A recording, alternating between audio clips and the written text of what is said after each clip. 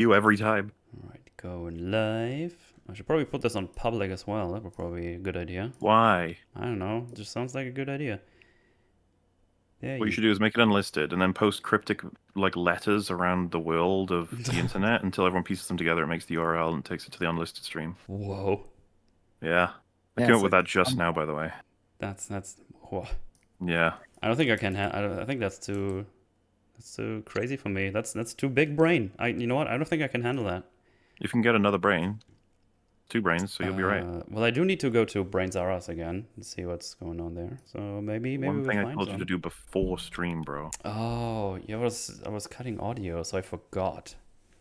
I saw a documentary called Ghost in the Shell, and they can just be a really hot lady if you want. Just your whole brain. Boom. Was she even that like hot? I thought she was like cold in the story. She's like a robot. And cold and Yeah, humor. it is a fully synthetic body. Does it produce heat or does it run on cold wires? Sure. And Explain yourself. I just don't understand this whole like you immediately call her hot, and it's like, does the temperature really matter that much? I don't know. If I ever get the opportunity to touch Scarlett Johansson, I suppose I'll let you know, because she's the only human version of it that I'm aware of. Can you stop making the streams so awkward? Scarlett watches our streams, man. Like I don't want to hearing this. God, she'll never come on EFAP again. Good job. I meant with the thermometer or something, like, like touching someone's forehead while they're sick. Just to see if Like, I was just saying you're very attractive, miss. Very attractive. I didn't mean to upset you. I'd like to fuck. You're very attractive. If you fucked Scarlett Johansson, which character would you think that you're having sex with? Would it be Black Widow or? Yeah, screw it. I'll go weird. The alien chick from oh god, what's Under the Skin. Yeah, Under the Skin. Nice. Yeah, you're Forge after so long. No, not the Expendables 4. Oh man, this was an interesting film. They to didn't watch. even Vader in that movie. No, it wasn't. Wait. Yeah, Are we talking about Expendables 4? I was going to disagree with Mark there, but it looks like Rags already did. So. If you think Expendables 4 is interesting, you're fucking No, wrong. I mean the experience of having to go to a theater, watch it, and then realize that I paid money for it. I had an existential crisis, and I learned some things. Let's just be honest. The truth is, you wanted to say something non-spoilery about your feelings about it, and you went with interesting, but that ruined your whole point of view because you don't even think it's interesting. Okay, I didn't use the word correctly. I can admit it. But it's all right because we got a few more hours to explain exactly what you meant. We do. Oh god. Right. And it's not even spooky month yet, and we're gonna talk about something spookily Scary. bad. I guess. Spookily bad. It's not spookily bad. This is blandly bad. Yeah. This is like if you can't. This is like giving someone. I don't like water. If you give someone water and you say, "Could you heat up this water?" I like my water warm, and then they put it in the microwave for about 20 seconds to less. Right, so it's not even like warm water. So you take it out. Something was done to it. Yeah, like it's not room temperature. It's a little bit above room temperature, or maybe you're just feeling the handle of the cup is a little bit warm. That's kind of like what this movie is, except water keeps you alive.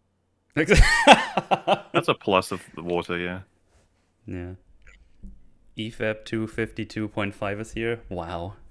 I almost mentioned you, or I almost messaged you earlier, Metal, and said before this stream, what we should do is the whole stream is just like a joke, and we just bullshit about literally anything except this movie, and that's just the Metal's Forge on Expendables 4. Yeah. We should have agreed beforehand that we each have to, like 3 times total throughout the summary of the film's events, all 5 of us have to lie about something that happens in it, but that everyone has to go along with it just to see if the audience ever knows.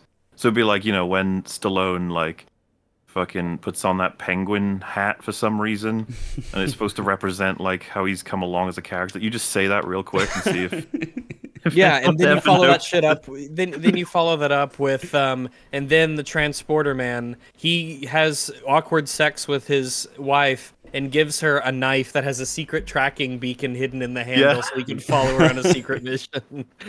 Then you're like, people are like, well, the penguin hat was real, but I don't know about that life thing. The final boss being Jean-Claude Van Damme's Satan-worshipping villain from the second film, coming back from hell was a good twist, I thought.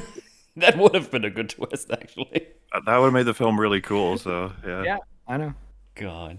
It's not hard to think of stuff that's better than this movie. It's really, Yeah. really It's quite. like, do you have an idea? Yes, you sold. Sold. This movie had no ideas. I think that's the thing. This is what a movie is that has no ideas. Yeah, Well, it existed the to be itself. It existed to be Expendables 4. It had nothing else. Mm. Mhm. And it did a bad job at being an Expendables film. They could have. I think they could have even done this story a lot better if they just cut out most of the characters. Well, The film. most of the characters were basically cut out. There were two Yeah. characters, Yeah. I think, and barely two. I'm not even sure which two you're referring to. I think I know. Jason Statham Obviously, is. Who's the other one? Ethan, you like- I think. I don't know. It's got- Yeah, is the second character like the amalgamation of pieces of everyone else? Probably, It's just yeah. Kind of. It's the concept of other people. Yeah. Megan Yeah. Fox has a shockingly long amount of time on screen. She's in the course of this film and Mortal Kombat 1 has completely like I don't have any opinion of her acting in any good way anymore. No. That I Diablo used to money. think like nothing about it, but now I'm like, whoa, she is special. She was like one of these. It was like, oh, I remember her being in like Planet Transformers, Terror or right? something. no, Nah, that's Rose she wasn't in McGowan. that. Oh Yeah. shit! See, never Yeah, they had mind then. Transformers 1, 2, and 3. Oh yeah, No, Transformers. one, Yeah. two. She Planet wasn't in Terror. 1 and three. 2. Planet Terror is a movie that gets brought up to me a lot.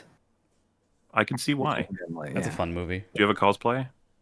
I You mean, should. if I ever did, it would probably be disturbing unless I shave my beard. Ooh, it would be cool. Planet Especially if you had an cosplay. RPG instead. I mean, I actually do. I have an AR-15, but it's now an illegal firearm in my country. But I have not been given buyback instructions. I just can't bring it to the range right You now. should. You need to have an unfortunate boating accident. Yeah. It's a real shame.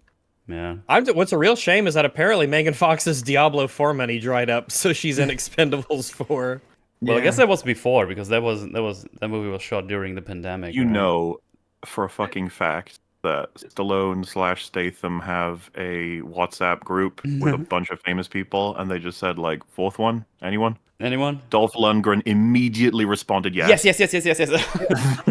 And they're like, cool. Funny. Anyone else? Oh, funny. I don't have Like, anything okay, else to well, do at this oh my time. I don't think I can talk about Dolph Lundgren without spoiling stuff in this movie because, man, he had a story. Oh. all I remember of him was that one moment where he gets mad at 50 Cent and does a really bad take of pushing him. He grabs him and he's like, brah, brah, brah, Ooh, brah. that's not my Dolph. We have different Dolph Lundgren moments then. Oh, okay. That we have one different. We have it different. just stuck in my head. It's like, what the fuck? Mine is a culmination of his arc and what it implies.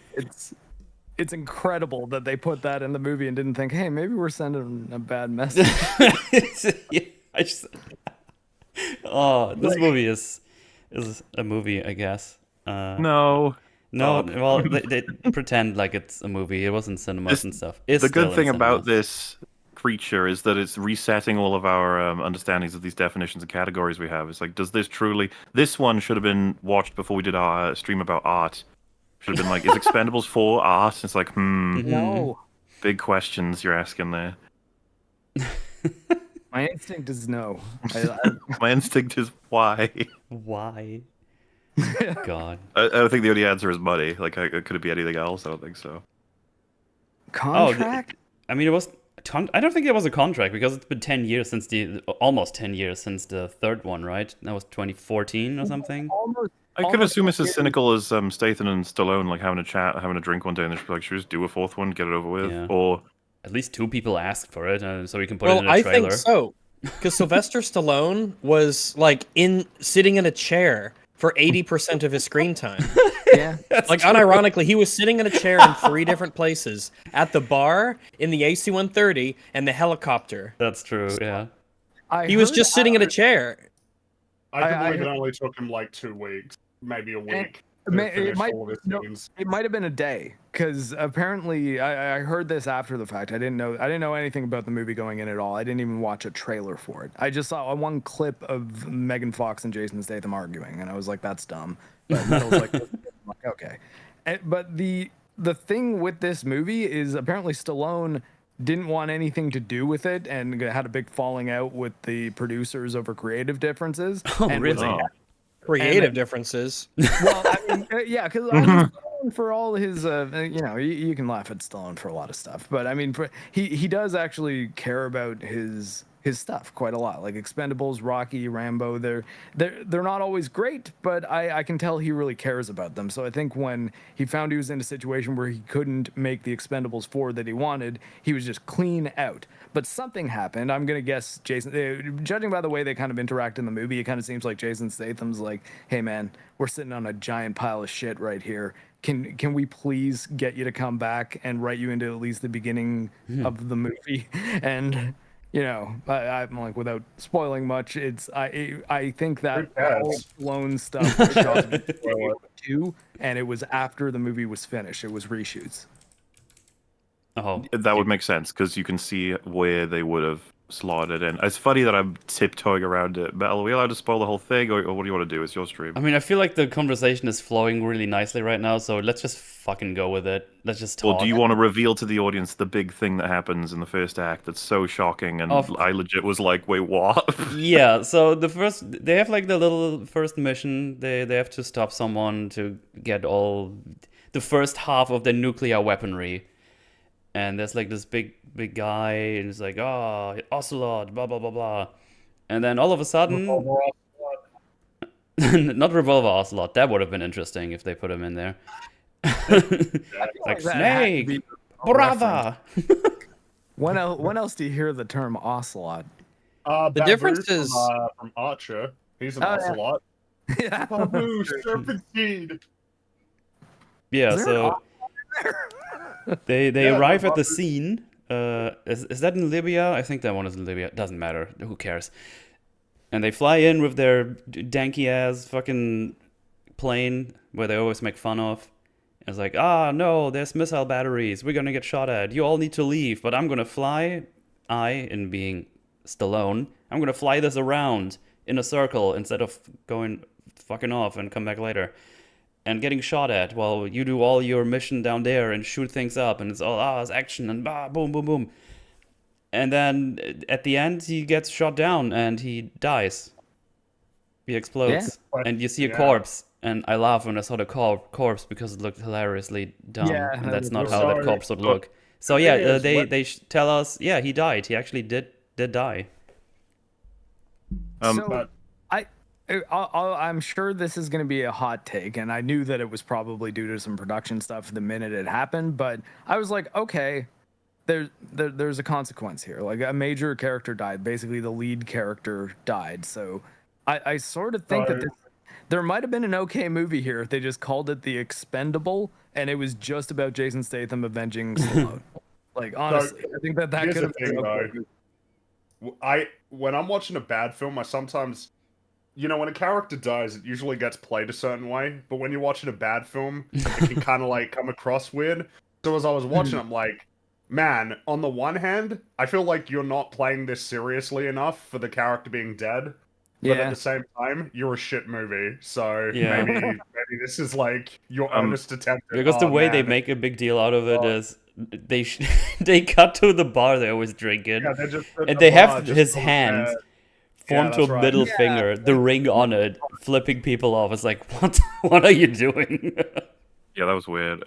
I saw Drinker's review of it, and in that he talks about how Stallone wasn't even in this movie and then was added in, and that when he dies, it's so obvious that he'll be coming back.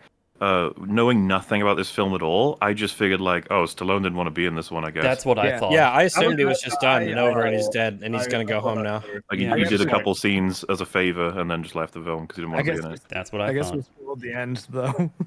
Because I figured there won't be another one, and so killing him in this makes sense. The thing I said to Rags when we were watching was like, what the, obviously together in the theater, was that it's so weird that they didn't give him a sacrifice ending. And that's what like gets the gears turning a little bit on like, oh yeah, because if it was a sacrifice ending, it would have to stick. Well, if it's I was shot out of the sky, it's like, oh, you can bring him back, and it won't be like as undercutting, I guess. Yeah. I'm saying this as if there was some kind of craft with the storytelling. Because he got shot out with a missile, and then he was telling Jason Statham like, "Go get the bad guy. Don't worry about me." Mission first.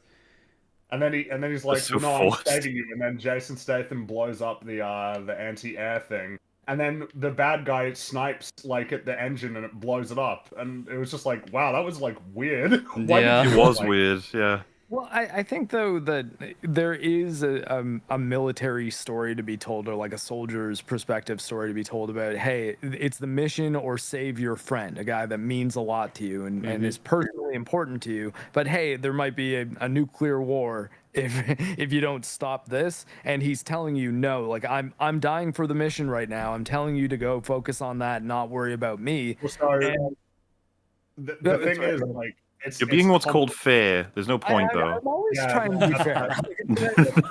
is like, I don't know if it's even worthwhile to have like a conversation about what this film could have been. Or what it was trying to do, because it's so What it fucking was trying to blatant. do, It's just so bad at exactly. it. But I guess I I- was just saying I wasn't necessarily out at that point because I was like, oh, they're actually kind I of was- doing something here. So the Like, thing is, okay. I was bored out of my fucking mind throughout this whole movie.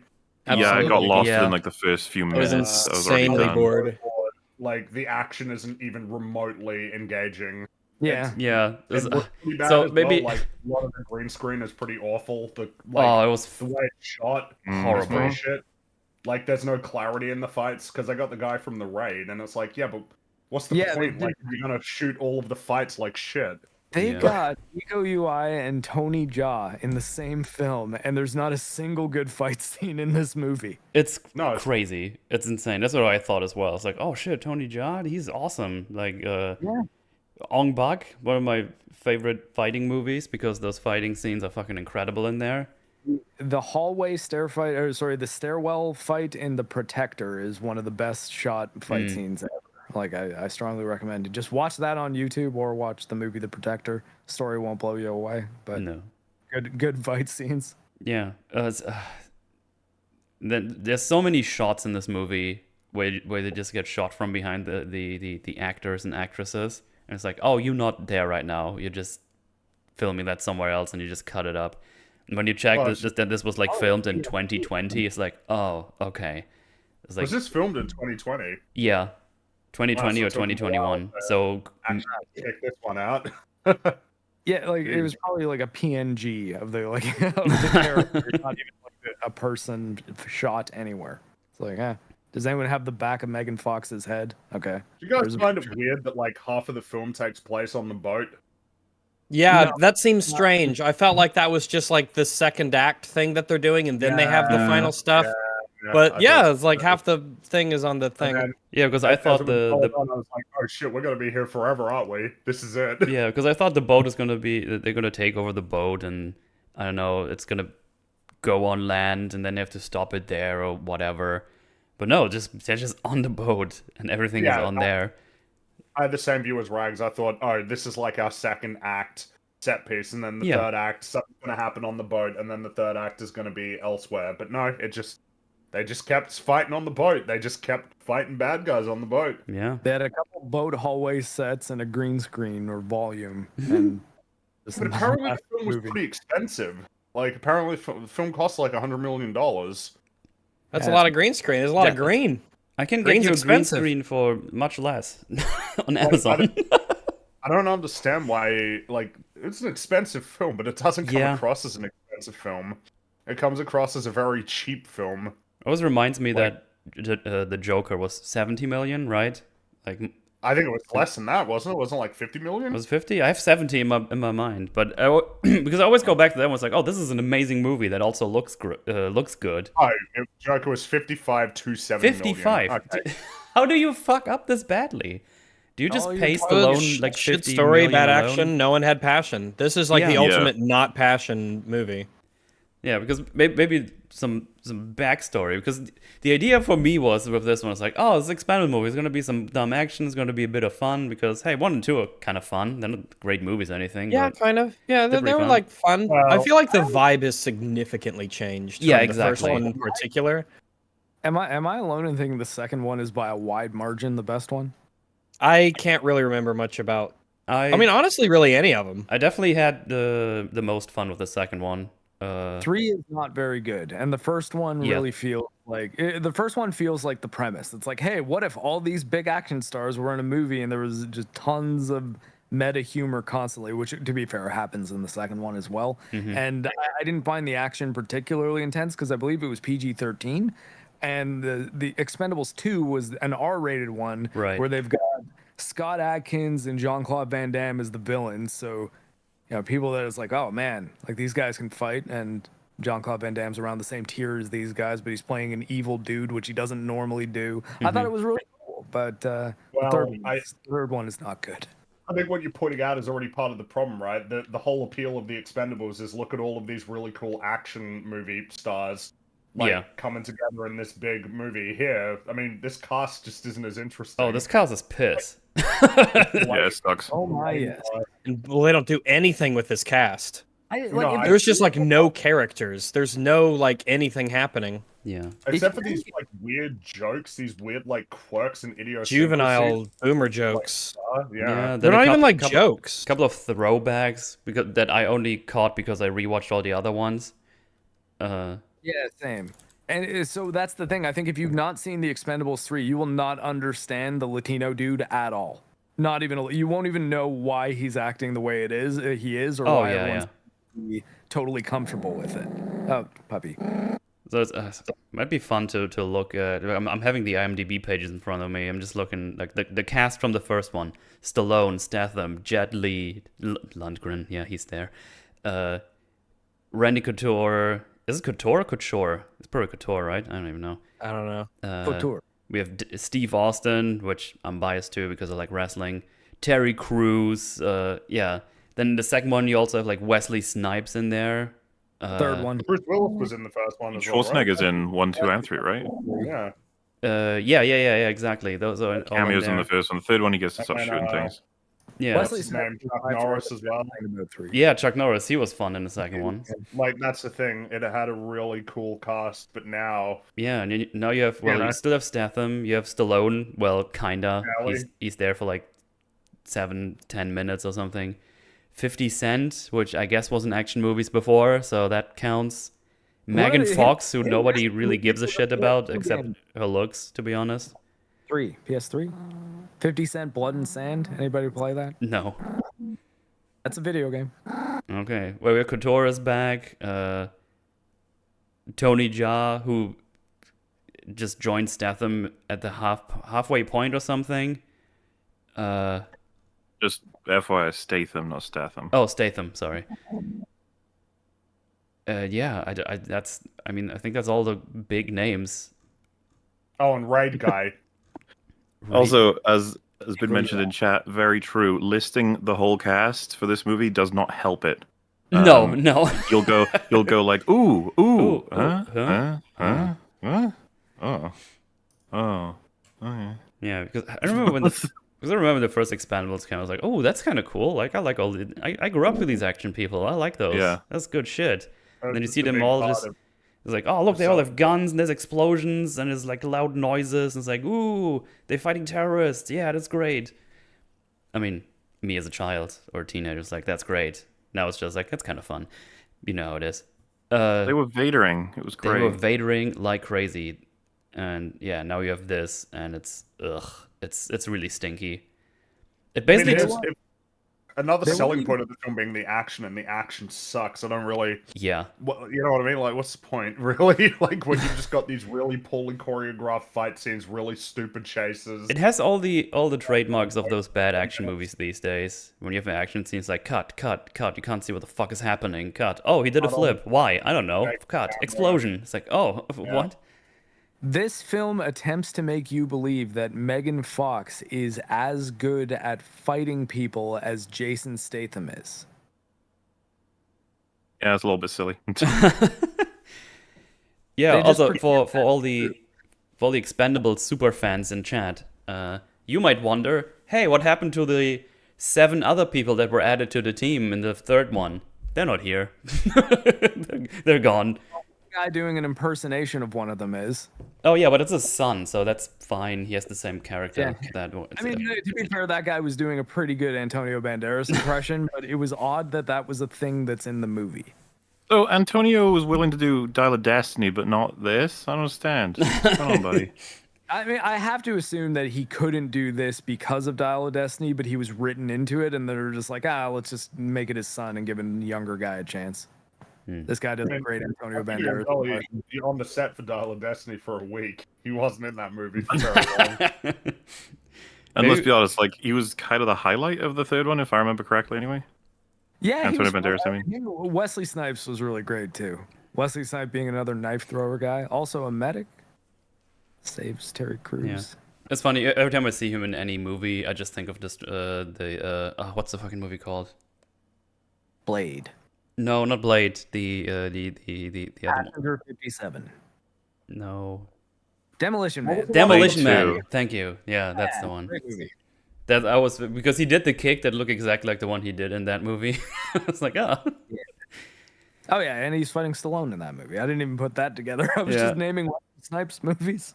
Oh, that's fine. I just for some reason Demolition just didn't pop in my brain because I'm a Dumbo. Actually, the new area in Cyberpunk really seems like Edgar Friendly. Edgar Friendly's the guy, Dennis Leary's character from Demolition Man. It's like if that guy had a whole city. Oh. It's pretty cool. So yeah, the Stallone dies in the beginning, and everyone's like, "Oh no!" Oddly comedy. This yeah. film convinces me that like nobody who writes these movies knows how like weapons or vehicles or guns or anything works. Wait, are you telling me you can't throw a knife faster than a car drives? Well, it's inherited momentum, but Yeah. the You're on a like movie in star. terms of like they got their like AC-130, their gunship. It's not even gunship. It's fucking AC-130. They're just sort of flying, and then there's a huge like explosion. Like someone had an anti-air missile that blew up right next to it, and like nothing happens. And apparently this plane is fucking invincible, and just everything starting from the vehicles all the way down to the firearms and the knives. It's just no one knows anything about how like fighting works or combat or just anything. And it makes all the fights seem insanely fake. Nothing's believable. No. So yeah, they failed the mission. No. And also, there's this evil Korean guy. What was his name? Dacha or something? No, Ramad. I think Dacha was Tony Jaa's character. See, I'm very invested in those characters. I definitely remembered their name. And we learn it's like, yeah, that's the guy Barney was possibly chasing after, or he's like part of the group or something. And yeah, now that he's dead, the whole thing is, no, file opened up. It was declassified, so now we actually know about this character that worked with the Ocelot guy, and now they can ask him who he is. And for some reason, they don't do that the whole movie until he gets to the ship and gets shot. Why do you think the film even like pretended to have a plot? I don't know. Why do you think it tried to do that? You know, like trying to pretend to have this plot to justify these action scenes. Like WGA writers are professionals, Fringy. Oh. I'm just saying, like it was kind of funny watching the film like try to invent reasons for it to even exist. Yeah, because Like, I was just this riveting plot with this villain trying to, like, destroy the world or start. Oh, and who's the mystery? Who is Ocelot? who is why would Ocelot? they even think this is a compelling mystery? Why did they even, as you said, why did they even bother? I was watching an Expendables movie. I just wanted action people have guns and explosions happening for some dumb reason. You don't even need to give me a good reason. Just have... The reason why I'm saying this is because I felt like they were wasting so much time with shit jokes and banter that they The banter was terrible. Yeah. Oh, it was awful. Didn't laugh once. Terrible. But like as it was playing out, all I was thinking was, why not like cut the banter and try to actually build character? Like, why not give it a shot? You know? Yeah. I think the only time I laughed is when they actually found a way to write in blasting a 50 Cent song on the boat. Oh yeah. What, you didn't That was laugh at really guy? clever. That was I did that was laugh really at that clever guy. what they did. I Pissing couldn't on the believe it was door? happening. I was like, oh my god. Like, they're seriously, yeah. Okay. Remember that guy pissing on the door to get out? That was pretty funny. And then when he said like, "Oh, privacy," I've never seen a joke where someone has to piss for some reason, and then they tell people not to look at them. And I don't even think that's gonna work. I don't think that amount of liquid Not is one gonna chick open in the up white that hair thing. really wanted to see. Yeah, I Like don't know. they made Yeah. specific. They took specific care to let us know that she was really particularly interested in seeing him And what pee. were they trying to do? Where those two had an arc because that guy got like stabbed and he's dying, and then she's like all of a sudden invested in trying to help him. What the hell was that? Well, she watched him pee. Yeah, That's that, right. Yeah, see, it's a it's very character that Right. arc. forms bonds with people, all right? It's Who was? very, very possible that Randy Couture is like, I'll come back, but you got to give me a love story in this one. What was Megan Fox's character's motivation in this film? Good question. I don't fucking know. For some reason, she became the team leader, even though there's like 3 people in the group that have been there since the first one. So we just have to assume it's like, oh, I guess she did really good in the missions in those last 10 years. I don't know. More so than that, they imply that she sort of masterminded this whole thing with, Yeah, no, with she Barney did and Dutch Vandalin cope that it was part of her plan the whole time. Oh, yeah. tricking Statham into going rogue and then following them anyways. And Yeah, that, so that it was being part of her her plan to idea. get captured, was it?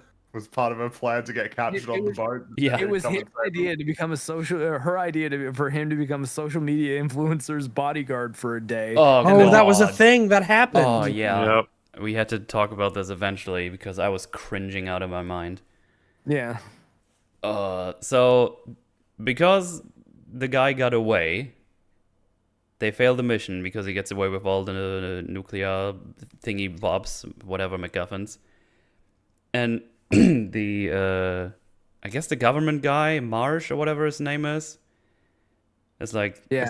yeah, Marsh, Christmas, you're out because you didn't listen to orders of your superior.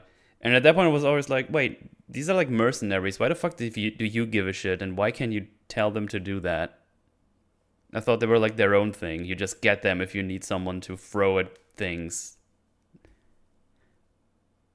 And because of that, he's like, that sucks. And then he also steals the ring off of the corpse finger, which nobody cares about. They're all like, cool. That's like, yeah, you'll take that ring. That's cool. Yeah, it was a bit strange. It's like grave robbing. Yeah. Like, Well, right everyone in is front of here. their eyes. And then he also makes a joke like, Barney always hated cover bands. It's like, okay. The band did nothing wrong, man. Yeah, it's rude.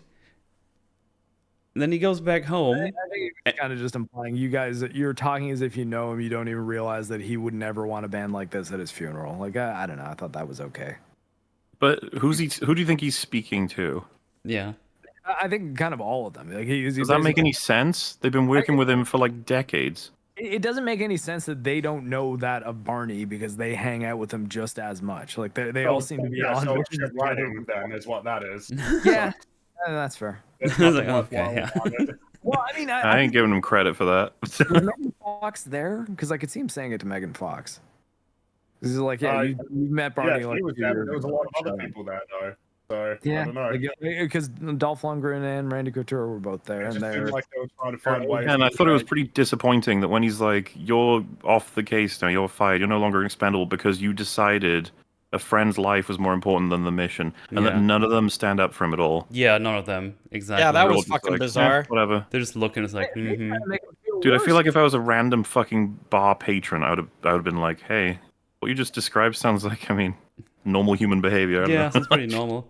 And he's been in this team for possibly 15 years, so yeah, I think that should be fine.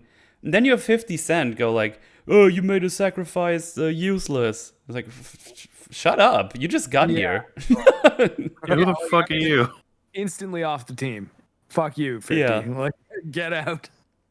I don't know how that didn't happen. Well, was it Couture or Lundgren's think- character go like, "Hey, don't ever say nothing you did was ever useless or wasted or something." But yeah, to get to the influencer part, which is bizarre, because apparently he spent all his money and just has to work right away again. Do you have any idea how much money you would be making Dude, as a mercenary? He's a mercenary, been working for Decades. decades Yeah. possibly, and then he He's go. set. You can retire at any time. He's only doing this because he likes it. Well, at this he loves the work. Yeah. that's Yeah. He why. made some bad investments in crypto. All right. Oh, Yeah, Yeah. stop bringing it up. Okay, he's trying to get over it. Jason Exactly. Statham is the boogie of the mercenary world. Yeah. Oh yeah, Boogie. Yeah, that's right. Any day now. So we see him like sulking in his chair, and he starts looking at like ads in the papers for work. I was like, what? Why are you doing that? Because I expect him to immediately go like, okay, I need a plan. I want to find that guy to kill my best friend to just fuck him up. No, he looks for work, and then he goes to a private security firm and becomes a security man for some influencer. I think he just answers like a Craigslist ad, like social media influencer looking for private security guard, Oh, possibly that, yeah. or it's like just in the paper or something. Like he has a news Classifieds, yeah. Yeah. And I then was I don't know thumbing why through he the took one ads. particular interest in the social media influencer one. it's probably he just did. because security. It's like, oh, it's a quick security job or something. Because the writing is pissed. That's why. I don't know why he wouldn't just go to a. Why doesn't he go to another mercenary group? He could find work easily anywhere else. In that He'd be a solo mercenary. He wouldn't even solo need to be an mercenary. expendable. Yeah. Think of the people he knows, all the contacts he has. So he goes to this fucking party, and oh, it's an influencer, so it's some neckbeard guy that just has all the money for some reason. It is Hollywood White writer's privilege. view of what we are. Like, Apparently he's throwing a party, and there's like tons of hot chicks everywhere, and there's a pool, and for some reason he's also standing like next to the pool, like he's the only security guy just standing there. Yeah, it's what like old boomer people think of like new. It's like whenever you see a portrayal of a video game in a movie or something. Yeah. It's always like this cringe meme kind of thing. Yeah, and the guy's like, none of you is hot enough for me. And then he starts streaming on his phone, and those numbers just go up, because of course he has like millions of views on every should one of be his a videos. Compilation video on YouTube of all the times Hollywood movies try to portray that shit. It looks the same every time, and it's like, why don't you guys just use what it actually looks like? Yeah. Yeah, it's just right there. Or just do it for real and then make the numbers inflated, make them seem bigger than they really are. And then he goes like, hey guys, you want to see which girl I'm gonna fuck tonight? I was like, what the fuck are we doing? Like, what is this? And the whole reason for that was probably the reason they did that is because he would work, and he was like, hey, have some respect for the women. It was so it was like, what? I don't think he would actually care, by the way. I don't know. No, he wouldn't give a fuck. Wouldn't give a fuck. And I think they just wanted someone beat up an influencer on the big screen. I don't know. I think It'd be that's funny. because it's funny. He's Yeah. a misogynist. Yeah, Get him. just beat the piss out of them, and then everybody. If you look at the chat, they just say like, "Oh, this guy is hot. Oh, he's gonna beat the piss out of you," and then everybody is happy. And It's then deeply established that Jason Statham's character really, really respects women. You could tell really by does. the massive argument that he had with one at the beginning of the movie. I mean, True. he has trouble with them in every movie. That's actually Yeah, I kind don't of get it. one of his things. I just gonna be honest. I don't remember anything about the other movies really. The very like bits and pieces. yeah. It's like the last 3 or whatever Transformers movies. It's just like random memories in a blender in my head. You could fit them in every one, and they would probably just fit fine. I remember like one robot had balls, 2 of the robots were dumb and black, another robot was an old pirate, and I'm like, I don't know. It's just madness going on in there. I don't know. It's in that hell world of robots. Crazy. He has a romance with Cordelia from Buffy He does. over the first 2. Where did she go? She disappeared. Someone She cheated someone one chat time just says on he beat up a one wife big beater in the movie. first movie. That was far more subtle. Well, fair enough. Was it the first So one where he beat the shit out of a bunch of people on the basketball court? yeah, it's like all his friends. So yeah, and after that he decides to be like, fuck it, and then he starts planning to go with them or do his own thing. So you could just leave that out and nothing would change. It's I mean, what else is there to be said about that scene? I mean, that's just absolute It cringe, was and you just don't need it. embarrassing. Absolutely embarrassing. the whole movie was embarrassing. Yeah. I don't know why they did it. I actually kind of don't understand why they did, because I feel like this movie's not going to succeed.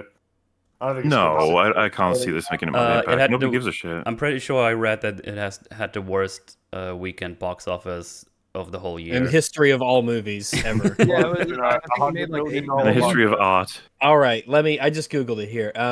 As of September 25th, 2023, so that's as of 4 days ago. More out of date rags. I've got more up to date. As All of right. September 27th, The Expendables 4. Why doesn't it say Expendables? That's the name of the film. Oh, it says they do it on Screen Rant. Yeah. Yeah, Expendables has crossed 10.4 million in the United Expendables. States and Canada and 22.9 million in other territories for a total worldwide of 33.2 million, which is below Oh. the predictions. It finished second behind The Nun 2, which came out the week before or something, or the week even before that. Do you want to go see the Expendables for Expendables, or do you want to see another spooky nun movie? It's like, I don't know. I guess I'll we'll see see the nun another movie. spooky nun movie. I guess whatever. Well, you gotta know what's Expendables. going on in the Conjuring shared universe. Why do so many films do the fucking where they have like the 4 for an A? Why do that? It's very Because it looks clever. like an A. Because it kind of Pretty looks cool. like an A. It's lead Fringy. speak. Yeah, the 4 and the A kind of match a little bit. It just Yeah. it looks terrible, and then it's just like the name is Expend 4 Balls. It's like Fans 4 Stick, right? That was what the meme It's was. another great choice. Yeah. Is there a good movie? Is there a single good movie that has done that? Like put the number in the title like that? Surely there is, right? Yeah, but what would it be? Hopefully? Maybe. Well, Mm. Well, we name have to one. find the 4th movie of a series. It's not dog shit, and then it Oh, has well, to no, have chosen we to can do go that with, in its logo. We can go with any because remember there was a TV show called Number Threeers Numbers, but it had the 3 for an E. Mm. So it was Number Threeers. What about how about Resident Evil Village? That has the 8 in the name. You Can we know? all agree Village is not good? Ooh, or like Skyrim or That- Oblivion. That's where I was going with that. Oblivion does it. You didn't Ooh, yeah, understand. Oblivion, but it uses Beat you to Roman the numerals joke. instead of a 4. Yeah. Yeah, there's that. What people are saying? Megan, the movie, the robot A one. Threegan. The 3, yeah. Yeah, but is that a good movie? I It's haven't a seen great it. movie. I haven't seen it, but I'm sure it is. I'm sure it's fantastic. I almost watched it on the plane home from the UK, but I elected to watch Scream 6, and I regretted that decision. Mm. Aw. It's very bad. I don't Fear. think T4 or Love and Thunder. I don't think that's. Love and Thunder's great. Or what? For Love and Thunder is what it should have been called. Angry 12 Y men. Anger Now we're 12. Yeah. now we're just throwing the letters in there. All right. 6 What about, cream. 6 yeah, there cream? was, Did someone just say 6 cream? 6 We cream. fought- Yeah. I remember that, yeah. Oh, 7's a good one. I see 7 in the chat. Oh, did 7 have the 7 in the 7 title? for the G, Yeah. Yeah. Oh, well then, okay, well then, there we go. All right, we got one good example. Maybe we found the progenitor, and that's why everyone does it. They're like, I want to be the new 7. Well, I mean, a 7's a sideways V, so even then, it's like they were doing something with it. It wasn't just, hey, we could do lead speak version for the title. To Merminator. Oh, and then of course, Too Fast, Too Furious. Yeah, there is that. But Man. I don't remember anything about Too Fast, Too Furious. Was that Tokyo Drift? No, No, Tokyo that was Drift was the Tokyo one. Drift. Yeah. Oh, was Yeah. it not a numbered one? The Yeah, first so one there was Tyrese. the Fast and the Furious, then Too Fast, Too Furious, then the Fast and the Furious Tokyo Drift, and then they did the reboot, kind of soft reboot thing. Oh Too boy. Fast is the one without Vin Diesel. Yeah. I don't remember anything about it. It's I don't not. remember much about Tokyo Drift either. The only one that's kind of good is the first one, and that's just because it's Point Break with cars. I watched the 5th one, I think, where they were dragging the big post office or the big bank vault behind them. That was fun. That was kind of before they started That's completely 5? losing it. Yeah, that was 5. That was before they. Oh, Oh, that was started losing before it they lost their mind. marbles. Oh my goodness. Oh god. I think the last one I've seen was the one where they were racing a rocket so it doesn't explode. Something like that. I don't know which one. Oh shit! Because I haven't watched the new. I remember because it was in Seven when they jumped from the Burj Khalifa like Oh, into yeah. another building with the Yeah, car. that's crazy. That's also where Vin Diesel just picks up the car and just kind of lifts it. That was James Wan did that one, I think. Was it? Yeah. Another great film in his catalog. It's Oh, man. funny. I don't think he's made a good film, but I do kind of respect his filmmaker. 4, 5, and 6 was the guy who did the paintball episodes of Community. Ah, damn. What's his name? Isn't it like Justin Lin? Yeah. Justin Lin, yeah. Yeah. And Wasn't he meant to do? He was meant to do the most recent one, right? But then he quit. Presumably really? because he wasn't getting along with Vin Diesel. I think that was the rumor anyway. I met Vin Yeah. Diesel once. He was actually very nice. Isn't it an interesting era that we're in where like, because the newest Fast X, like that didn't make a lot of money.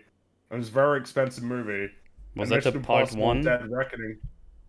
Well, so it was meant to be part 1 of 2, but then they said 3. Now I think they're going to go back to 2. It wouldn't surprise me if they went back to 2.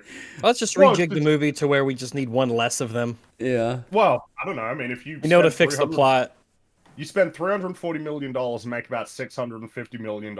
You're not making like 2 more of those. No. You're just pissing your money away.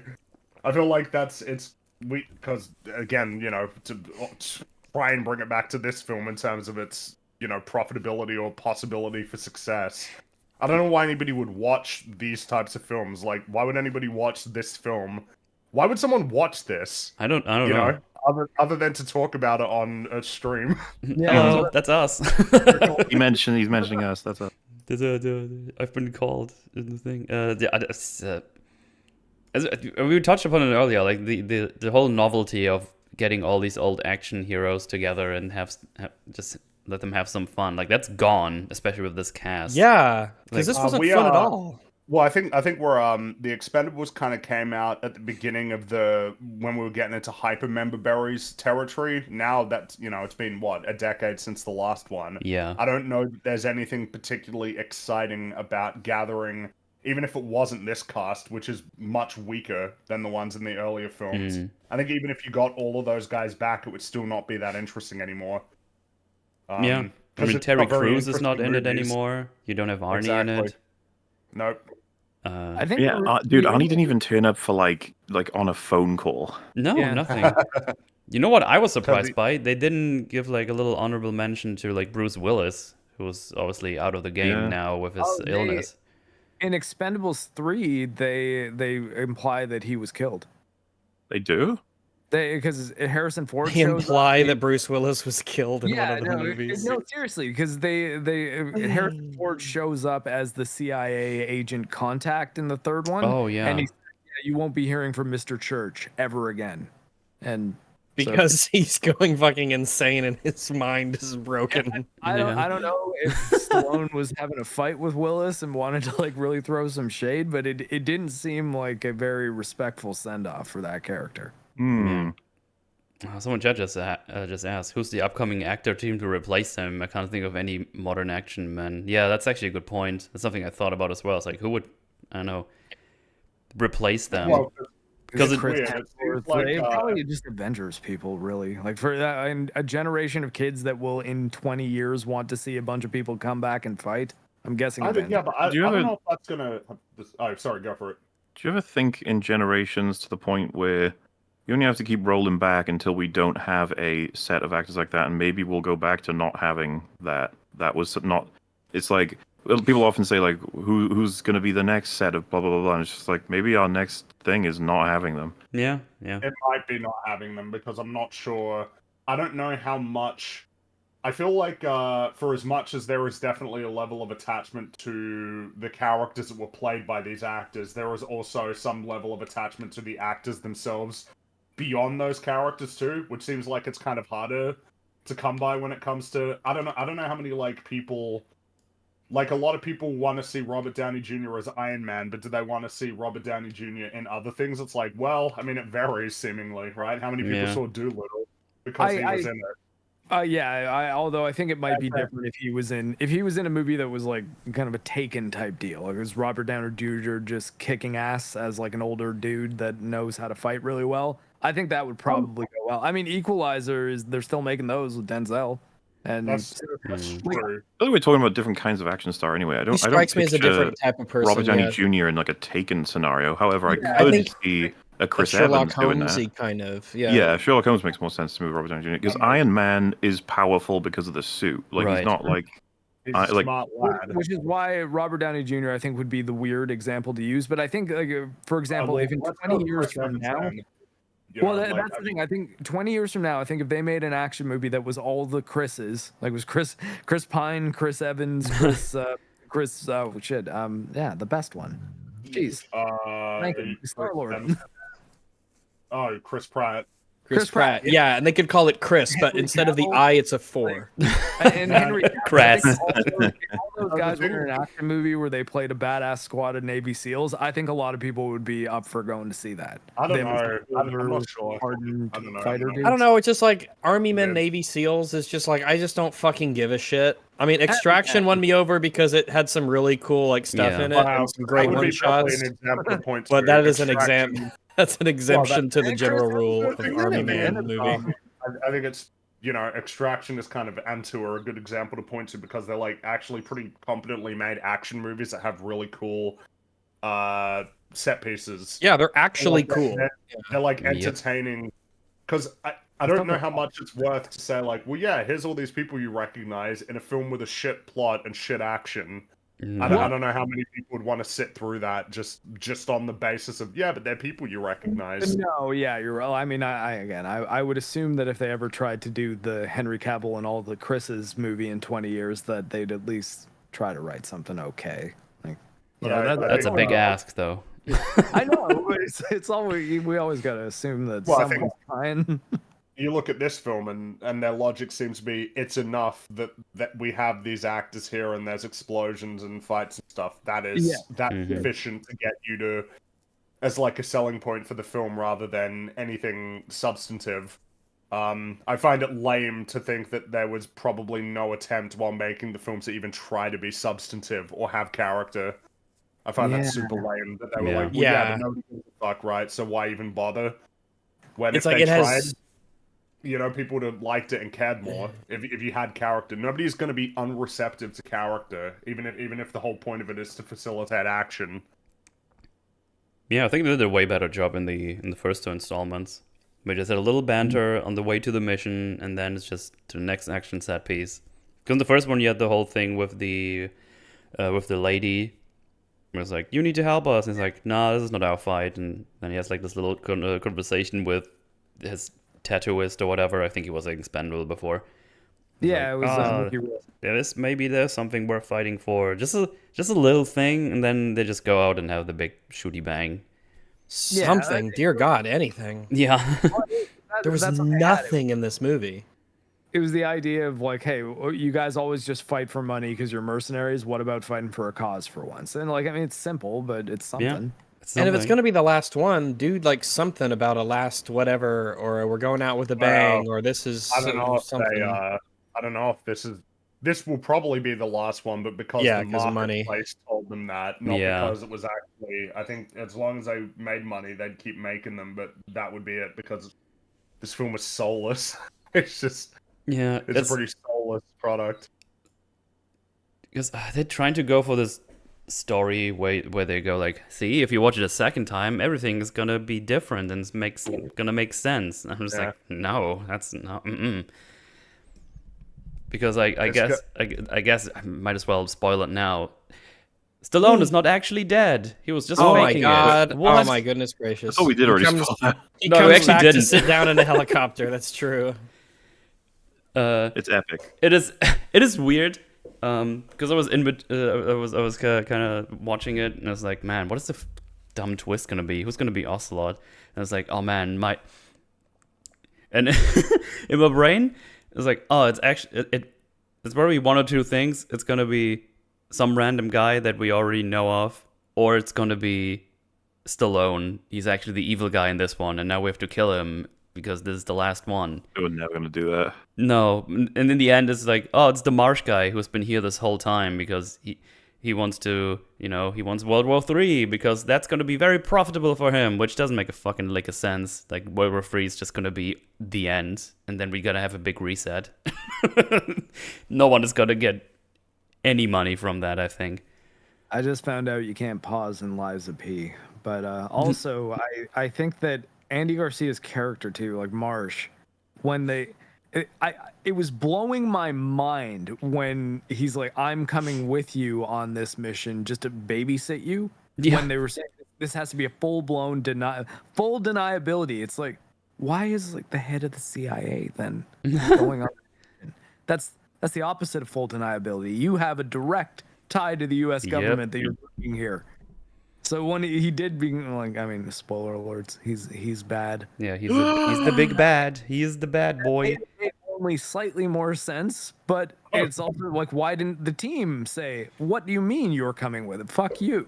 What was his logic, right? Because his thing was like, oh, if I start World War III, I'll make a lot of money, which is like insane. Yeah, because you'll like you'll get exploded by bombs and things, so it won't matter. Yeah, that's what I was trying to say, right? It's like, it's just going to be a big reset. I'm sure I'll be able to buy lots of stuff in the There is apocalypse. no economy. Like if you start World War III, you want to do it with like a bunch of shitty little micronations or something. Exactly. Like, in Africa, you don't want to start it with like Russia or anything. Because if you do, you want to do something small so you can, stretch it out and actually make money off of it, and not like, I'm going to nuke Russia and then they nuke us back and then we'll all. You want to have a bunch of little tutorial fights with African warlords. You don't want to have like a proper war. Yeah, because that shit's dangerous. You're just going to die. All of us are just gonna die. Yeah, it's insane. His motive. It's like, okay, I can't believe he actually said that. I was like, is he gonna say he's wants to make a lot of money of it? And then he says it, and it's like, fuck me. More money. You fucking idiot. Still couldn't get over full deniability. I'm coming with you.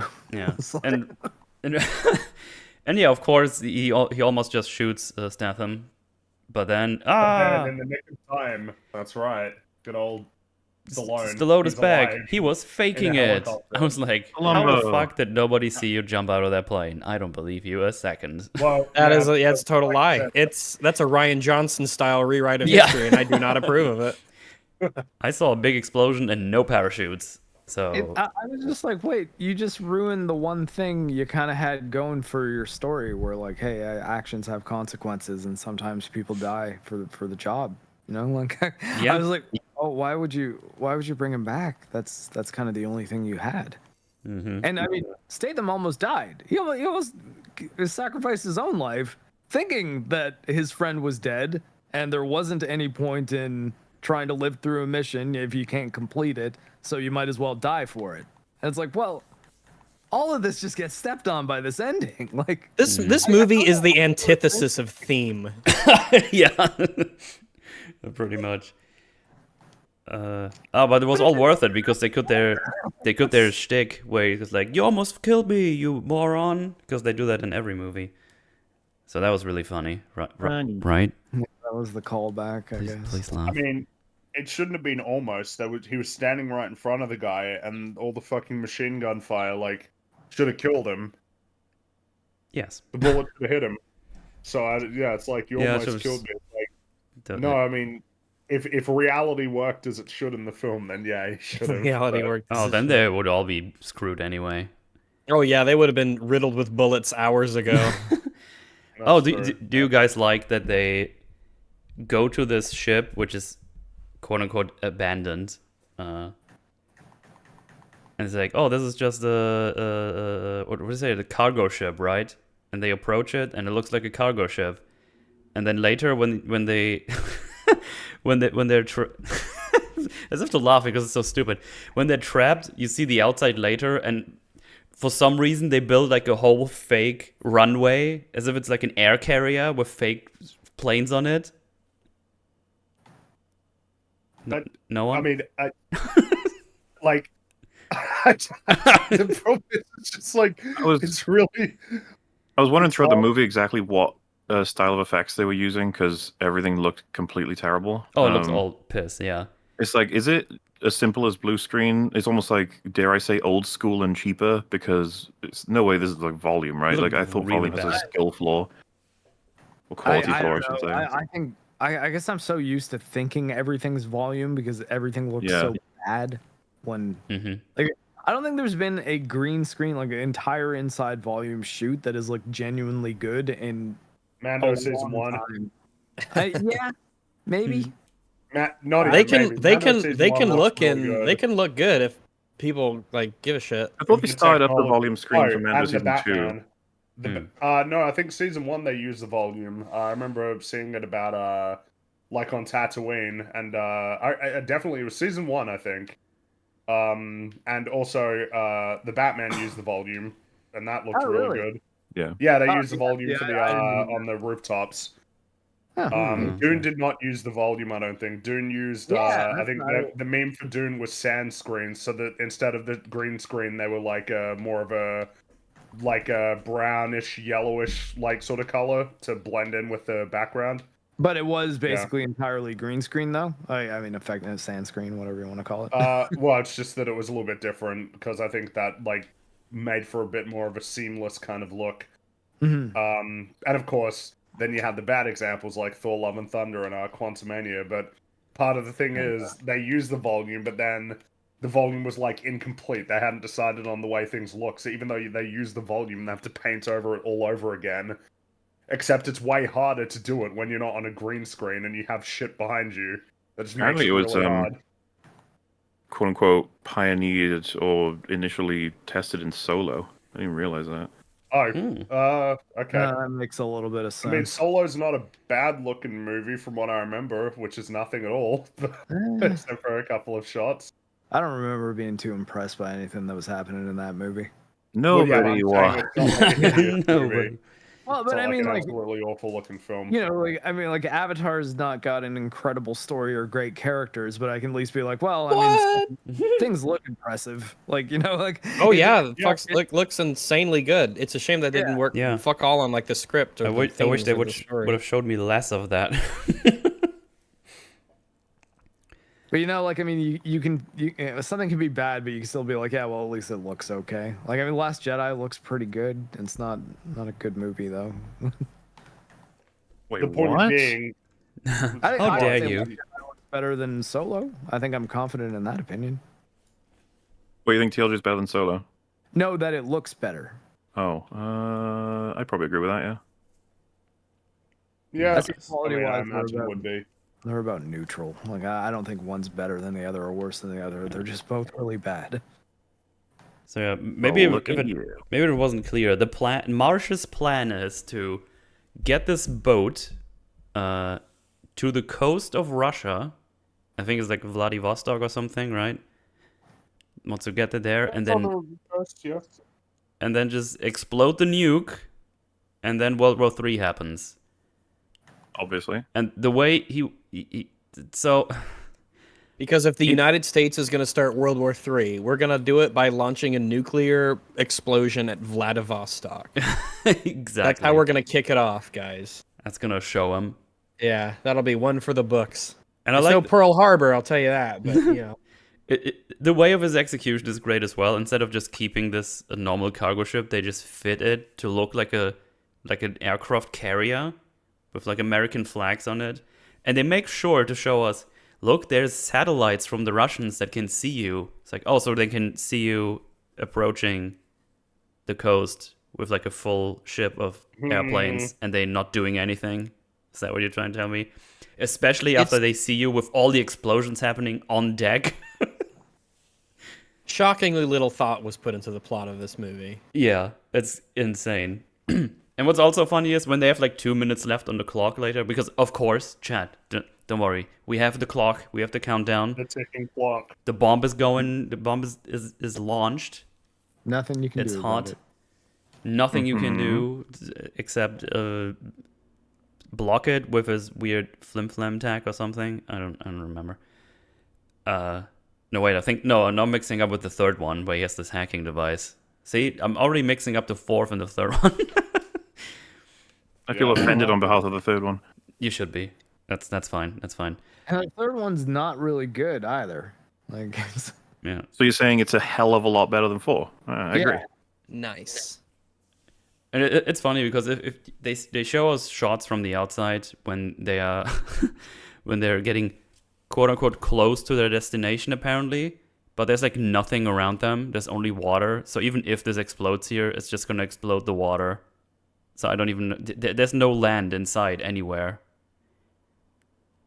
So it looked very barren. Like it didn't look like they were close to anywhere. Exactly. Right. It was like, oh, there's 2 minutes, and then the guy like marshaled someone is like, put this thing around, and then the one guy's like, but no, we're just gonna die, and then he shoots him. Anyone else want to not turn around? Yeah, good old villain shooting the henchman. And then of course the henchmen who don't want to preserve their own lives in any way, it's like, oh no, he's gonna kill us. Let's go and turn the ship around and die anyway. And die for sure. Yeah. It's this really stupid trope. And at that point, they only had like 5 minutes left or something, so they're all fucked anyway. Oh yeah, you've got to be really fast. Yeah. Really fast You need to take off like a shot if you want to make it. But hey, Stallone or Barney has a plan how to stop the explosion from going too crazy. Did you like that, guys? Yeah, Well, where he like where he sinks the ship. Yeah, it was really cool. Yeah, man, He he just is really blows lucky up. that went so well with his couple of rockets. So, I mean, Chad, he's lucky that the ship sunk so quick. exactly. So, Chad, you might wonder, oh, so Stallone helps Christmas to get off the boat. Okay, that's all cool, but they only have like a couple of seconds left, probably like a minute maybe at best. I would need to check that. I think it was 2 minutes. It was 2 I think minutes? that's 2 minutes. Yeah. And Christmas just I don't starts. think there's a helicopter fast enough. I don't think we've No, invented. I don't No, think that's no, a no. single helicopter could move No, that there well. are no That's what supersonic it is. helicopters. So at this point, everybody's Break basically, oh, what are we gonna do now? So he gets on the helicopter. It's like, oh, Barney, I thought you were dead. Blah, blah, blah, blah, blah. It's like, wait, I was. wait, I need to I do was. something. And then he just turns around to the ship and is like, is he gonna start blowing it up? And he does, but he blows it up in a way that doesn't disrupt the bomb, and also sinks the whole ship very Shockingly quickly. efficiently. Yeah, Very very efficient. quickly. I don't know what kind of Doesn't rockets he really had in there, but The goddamn. Titanic- they should have just Titanic brought one of those was a while. helicopters and just ended it. Yeah. Yeah, why didn't they just do that and just blow the fucking thing up? Like if that was an option the whole time. Yeah. And then you have like the big water explosion and everything is fine. And that was meant to be really cool, but it's not. It looked because very bad. The whole film looks fucking awful. It looks but really yeah, bad. looks Like really all of bad. it looks really Yeah. fucking bad. It's a very bad looking movie. And It looks Why- very not real. I just Oh, wonder what's what happening? the aftermath is gonna look like. Are the Russians gonna be like, why was there a big fucking explosion like right in front of our coasts? Yeah, I'm Like, not- what not happened sure there? how, I'm not sure how that one gets squared away. I mean, that's gonna get you in trouble as well. It's like, oh, we did a blowing up a nuke and you're just like in the ocean. yeah, we just got lost. We wanted to go to our training thing, but we got to Russian waters. Sorry. Do you feel like in I don't even know why I'm asking when the answer is yes, but you know, you have to fight with the raid guy. They have their fight, and then it's like, oh, that one was for Barney, you jerk. And it's like, man, that's kind of awkward when he's alive, Oh yeah. alive and well. It was a lame. Yeah, fight but they anyway. believed it to be true. The both of them, I guess. Yeah. Why What would was you this get him film? and then have him for like 1.5 fights? Because there's like that fight and then the little set piece at the beginning of the movie. Like, what's the point of that? I'm just shocked they didn't have Tony Jaa and him have a fight with each other. That seems like a no-brainer to have in the movie, No, right? because you gotta yeah, but it's like, no, we gotta have it be Statham and him. Especially a movie as shameless as this. It's just like, Yeah, just get them to fight. Fuck it. And the one fight that Tony Jaa has is not even on his own. It's with the weird lady. I forgot her name of, but she has like a chain, so that's Chain really lady, cool. yeah. And they fight him together, and the fight is really short, and you just throw him into the cargo bay or something that accidentally opened up like 5 minutes earlier or something. And I'm just shocked they have a fight with Tony Jaa that's like cut to shit where you can't see anything. Well, that's all the fights. Yeah, but especially with Tony Jaa, like I know he's like really good. Like his fights look amazing in other Yeah. movies. You know, Like, the it's that camera every work frame just of- completely wastes the talent that they have. And the other Yeah. guy who he was fighting against, I was pretty sure he was like a stunt guy as well. It looked like he could do like flips and shit. So I don't know what. Even if you get the great guys who can do it, if you film it poorly, then it just squanders their Yeah. efforts. Yeah. You got to know how to shoot action. Mortal Kombat movie had the same problem. I don't know. It When- did kind of, but like even that film had, when it was Scorpion fighting Sub-Zero, it had a bit more clarity. You got to I have these think- big long Mhm. shots. The Some of the best shot- parts of it. Yeah. The shots the were best part of better, the but movie, the honestly, yeah. the editing in those fight scenes, I think, is still really bad. Even in the Scorpion Sub-Zero one, they do shoot it a lot better than basically any fight scene in Expendables 4. But it was the big problem I had with that movie because, well, I mean, it was one of them. I think that like I can sit through a bad Mortal Kombat story if the action scenes are really well done. But I just thought that the editor had too little patience, or they didn't film their coverage properly, and they ran out of options, so they had to do a bunch of quick cuts. And I don't know. I think we could hope for better action films. When did this Can we start? not? When did Can it we? start that they just started cutting action scenes to shit? I'm just trying to think. I don't think it's. I'm not sure if it was because I think it was something that it's Jackie Chan talked about for a while. That was the difference when he came over to America, and that was even like talking like 20 years ago. Mhm.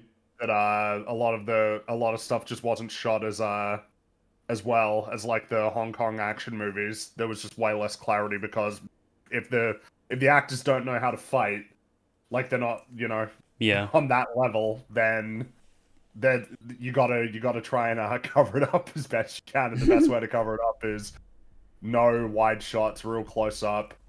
Yeah. And then it's the every frame of painting video, right, where like the hits get cut on the hit instead of showing the hit multiple times.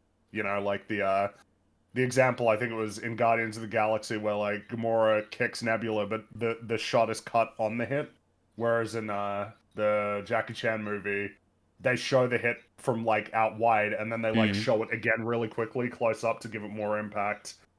Whereas obviously here, yeah, they're not doing any of those sort of techniques. Because my brain always immediately goes to like The Raid or Ip Man or what else? Even the first John Wick. Yeah, first Yeah, John Wick. even the first John Wick has way more clarity, lots of wide, stable shots instead of like close-up shaky cam. Yeah, I feel the like the the old boy one. Yeah, someone in chat just wrote it. The old boy like hallway thing, or what was it? Like that's like from the side where you can just see Yeah, yeah, everything. It's Has great. anyone here seen Gangs of London? I've heard of it. I think I've watched it like a long time ago, but I don't remember anything about it. Gangs of London is not BBC, it's an AMC show actually. I think it's on like AMC Prime or something. Maybe it was shot. Yeah, it was definitely shot in the UK, but it's Gareth Edwards. Edwards is wait, which one's the Rogue One guy and which one's Yeah, the it's Gareth Rogue- Edwards. Edwards. Then Evans, Gareth Evans, who directed the Raid movies. He's the showrunner of it and directs a few of the episodes, but it's like a kind of a London gangster crime show, but with really brutal kind of raid style fight scenes. But it's not martial arts experts. It's like it's people who just they beat people to death with their bare hands and weaponry. And there's one scene that has the single most accurate representation of what happens to a human body during an explosion that I have ever seen. The shockwave matters, everybody. Now that you've reminded me of the Raid in terms of this discussion, something that the Raid, like, even though it's a film that was obviously intended to have a story that exists to facilitate cool action scenes, even with that being the case, they still found ways to inject character into the fight scenes and into the moments leading up to the fight scenes. Like, one of the reasons why that film comes across as really tense is because the main character feels super vulnerable. He feels super vulnerable. There are a few instances where he like tries to actively avoid fights because of course he doesn't want to get into these fights. Like it's the one when he fights the guys with the machetes and he runs away and he tries to escape because of course he tries to escape. He doesn't want to fight a bunch of dudes And he coming gets at him with beaten to machetes. shit throughout the movie. Yeah, like at the he- end, it's he like gets hurt. he's just cripples out of the fucking building because That's when they fight the guy. What was it? It was Mad Dog, right? That was the name of the yeah, that's when they had to fight him main with two villain guy. people. Dude, that Yeah, fight him and his that fight's awesome, and so that fight good. comes across as because it feels like the raid films are kind of structured similar to like a video game, right? In terms of the escalation of Mhm. like all of these enemies that you Especially the encounter. first one. Yeah, like where it starts off, with just like your regular Firearms, henchmen, and then it builds up to like, the more intimidating enemies to then like the bosses. Well, I think And it's also the first big fight scene is all guns. The second big fight scene is mostly the melee hallway one. weapons, and then Yeah. it's all fists for pretty much the rest of the movie. And Mhm. I Yeah, thought that was really cool. It's like, okay, they're running out of stuff. Like their weapons are breaking. Their ammo is gone, and now they just got to be. the reason why I think this is like now, I mean, it's kind of always been the case for the Expendables, but like having some amount of vulnerability for the heroes goes a long way. Like Yeah. actually showing that they can get hurt and that it's difficult for them helps.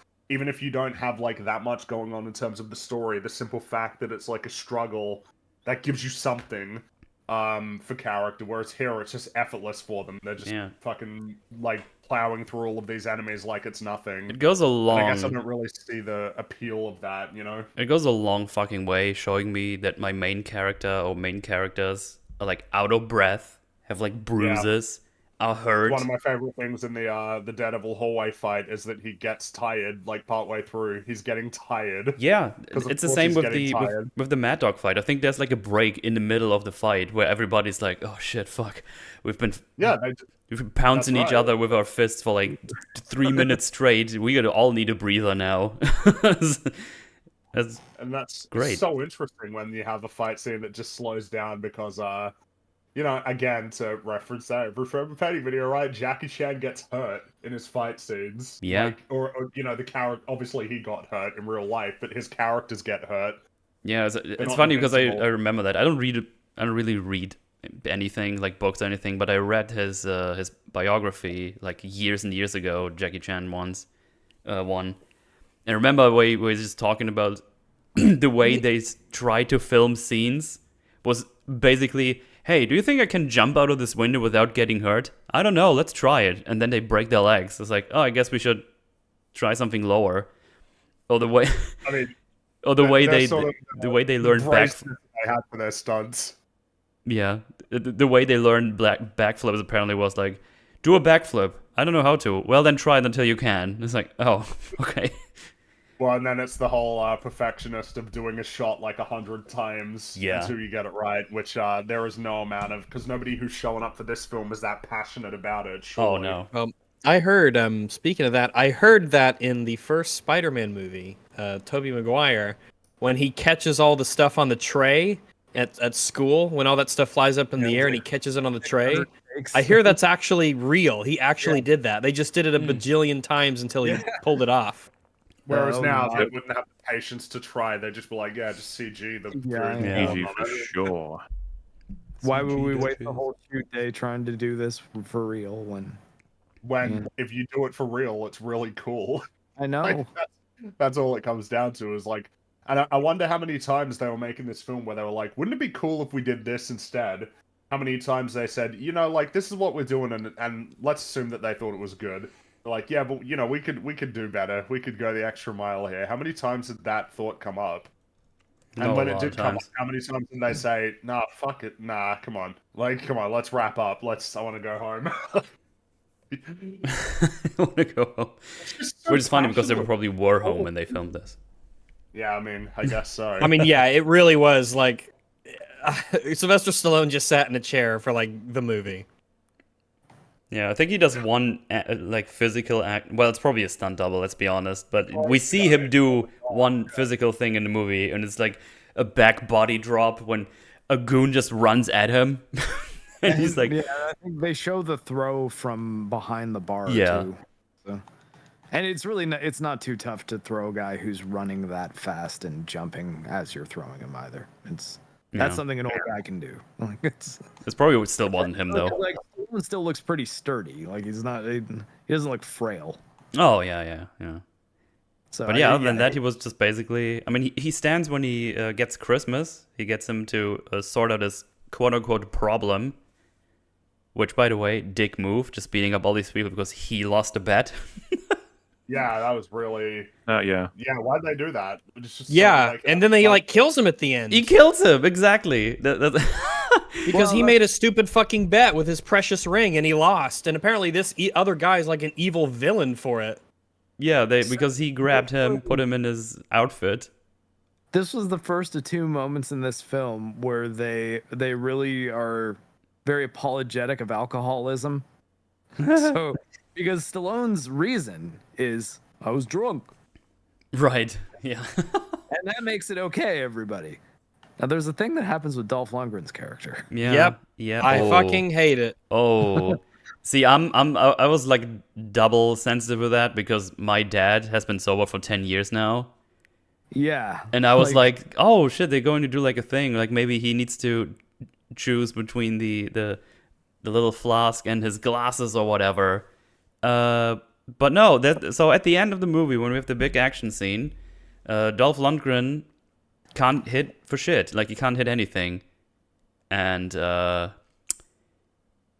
it's kind of weird how they build up to this, because there's some parts where he's just reading, staying sober, being in a sober life, and it's like, oh, now I do have glasses and stuff. But the way it ends is just, fuck it. And then he just takes a sip out of his flask, which I assume has alcohol in it. That's what they're trying to say. And then he hits everything and then just says, good to be back. And I was like, what? Remember, this is a guy who was like reading a book on the plane about like, don't be an alcoholic or something like that. Yes. He doesn't drink when Barney dies. He drinks when there's some bad guy shooting at him. Yeah, because he can't hit them back. Yeah, and when is it before they leave for the mission? But yeah, it is, because it's when they're talking to him at like I guess their staging area, and Stallone kind of says, "I liked him better when he was drinking." He does, yeah. Right. Yeah, he was better. See, I feel like a mature version of the story would be that if he relied on the alcohol to be like a useful member of the team or to dull the pain of some history or whatever, that could be explored. But like, why would I even hesitate to think that would ever be something that they would tackle in any way, shape, or form? Yeah, I didn't like that one. That was no. There's like, what? Very bad. I would normally say, oh, what were you trying to say? Movies like, oh, unfortunately, I know exactly what you're trying to say, and it's not very good. Like, fuck me. Why would you ever do this? The movie's like, drinking is awesome. Yeah, especially when you're an alcoholic. Just drink. It's fine. It's like, what? Don't give up who you are, man. That's your personality. Is what it is. Drinking is your personality. Because like the obvious thing to do is he struggles with alcoholism, and then in order to save his friends and stuff, he puts down the bottle, and he does the right thing, and he helps conquer his addiction with, to save his friends or something like that. It's like the obvious brain dead thing to do that just works. Yeah, the drinking makes him a shitty sniper. Yeah. Easy. They did the same thing though, kind of with the guy that when he meets him, right, and they go on the boat together, and it's like, oh, you're not coming with me. Yeah, I'm worried that if I come with you and do this fight, that I'll like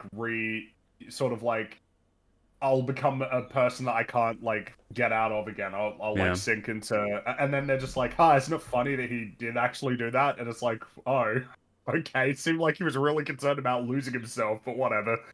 Like, it's funny. Look at him go fighting those guys. The way they introduce him in general. Oh, go ahead, Mufli. People are referencing Ragnarok with Thor, and then of course Unforgiven, which is they're just phenomenal versions. It's like, yeah, why does this crop up so much? It's like, because alcoholism is a super big problem. That's why this would obviously piss off loads of people really easily. It's just like, why did you do that?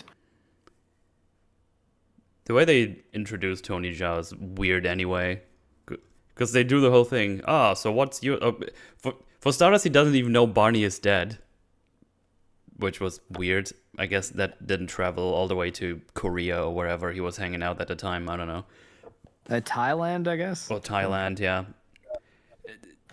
But he sees the ring on Christmas finger because he knows there's a boat here that belongs to the Expendables, I guess is the idea, and he is like kinda an agent for them as well. I'm not entirely sure what he's exactly supposed to be, because apparently, as you already pointed out, he doesn't fight anymore, so he's just taking care of that boat and just kind of, I don't know, if it sweeps the pier. I don't know. And then they're on the boat, they're on the way. I thought the way they set Tony Jaa up, I really thought that they were trying to say, yeah, he's actually out, and he's just here as a cameo because he's a big action star. But his whole thing is like, I'm not killing people anymore. It's just it's destroying. Yeah, but who later he says, actually, I am. Yeah, because it would be So that was- disrespectful to Barney. It's like, oh. like this is all about this whole movie. If it has a theme, it's like, hey, you know that thing that you should probably get rid of? No, don't. Just keep doing it. It makes you better. I don't even know what this movie has to say about like anything. Yeah, the way. So they're on the. Oh, they lose this little dinky boat, by the way, to get to the cargo ship. So I guess that's fast enough, which I don't believe, especially being on the open sea. That was just kind of weird. Yeah, you can maybe get that with good navigation. Sure.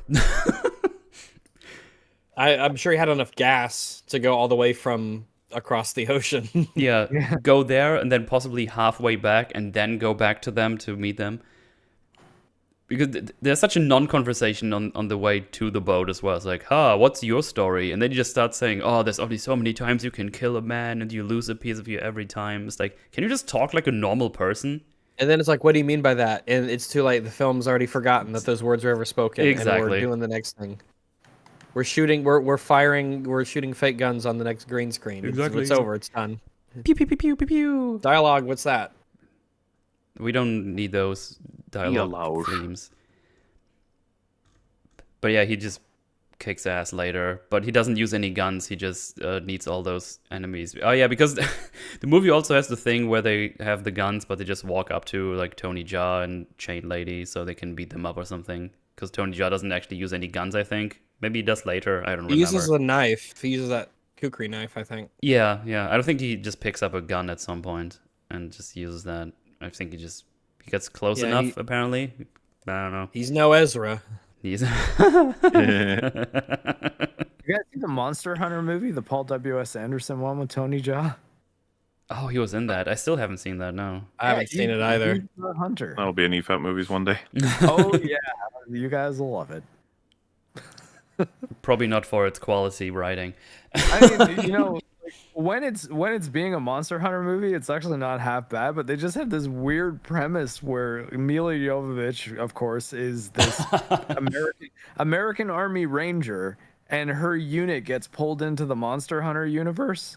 Yeah, I know that. It really doesn't make any sense at all. Not that You know how to take this cool premise and ruin it? We'll just do that. Let's do that. But I mean, hey, when Tony Jaa is fighting the Rathlos, I was like, okay, I could watch more of this, I guess. Yeah. Oh god. Not good though. Like it's What? Talking about dialogue that Paul doesn't go. W.S. Anderson in the movie isn't good. Whoa! How dare you? yeah. Those are Oh. fucking masterpieces. Hey, you know he'll always have Event Horizon. How did that happen? Very different film, very different time. And I mean, like you can make a lot of bad things and have one good idea. No, that's not allowed. No, I mean, yeah, it happens. Fine. It's one hit wonders, man. That's, I'll allow it. I'll allow it. I shall allow it. Remember that musically? That's fun. Oh yeah, good age. Can't believe you played that, you loser. No, you. You play it way more often than I. Yeah, because I kind of like it. Yeah, it's a chill game to play. It's like, damn you, Hadot, stop missing everybody. Gosh, yeah. Remind me. I'm at the Parade Master and it's kicking my ass. Nice. Loser. Yeah. You kick it back. I'm getting filtered by the first boss here. Oh, loser. Talking about dialogue that doesn't go anywhere. I think they're trying to do something with Megan Fox where she tries to fill the shoes of Barney because she does this pep talk and everyone's like, shut up. Well, she's just as good as any of them. Yeah. Maybe better.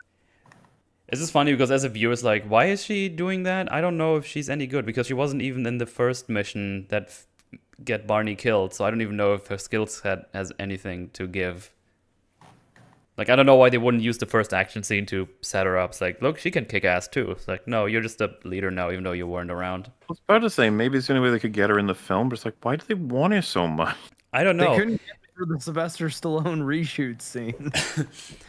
What's funny too, I'm pretty sure when I saw her doing the little, well, it's not a speech, it's like a briefing. I'm pretty sure she just reads it off a paper on the table, because I'm pretty sure she was just looking down while she's giving that briefing. So she was very invested. Everybody's pointed out, right, in Mortal Kombat 1. It's like, God. Has anyone else here played the Mortal Kombat 1 story mode? No, I've seen Meme play it. I saw the ending. It's unbelievably bad. It makes Mortal Kombat 11 look well written. No, nah, come on. How is that even possible? Actually, I'm not kidding. It's horrible. The one thing it has going for it, Reptile's story is okay. Mortal Kombat 11 was like insane. You killed Time God. No, but you don't. So like here, okay. So Mortal Kombat 1, they say it's a reboot, right? And it's like we're just resetting everything and just starting from ground zero and telling a story. That's a lie. This is Mortal Kombat 12. You will not know what's going on unless you have recently played not only Mortal Kombat 11, but Mortal Kombat 11 Aftermath. I had recently played both of those games, and it did not make the writing in Mortal Kombat 1 any better. I just understood what was happening. It's really, really very bad. I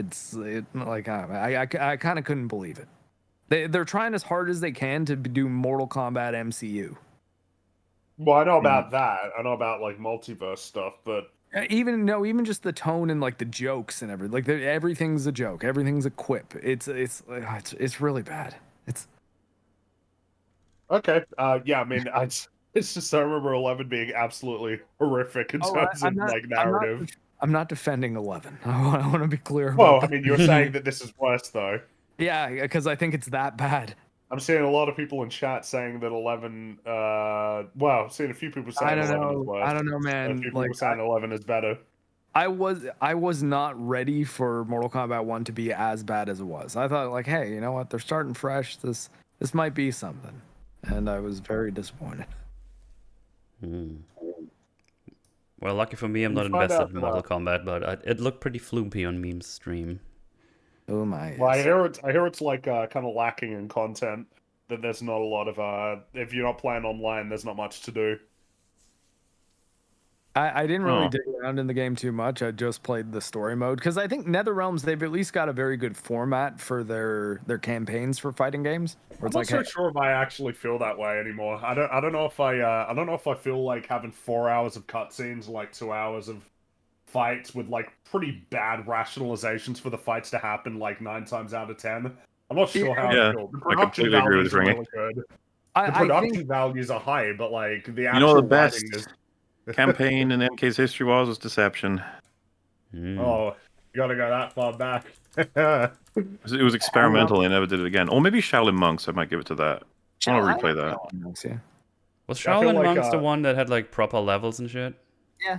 Shaolin Monks is the one where Scorpion says, "Get the fuck over here." Sometimes when he uses his when he grabs people. Because I think I played that one at some point. So I want to be clear though. I'm not saying that the stories are good. I'm saying that I think with that format, you actually could tell a really compelling thing if you wrote it well. But it's just I mean, it would be really difficult if you told me you need to have like 12 chapters or something along those lines, and you need to invent a reason for like 4 fights to happen for every character each time. I think like that's really hard.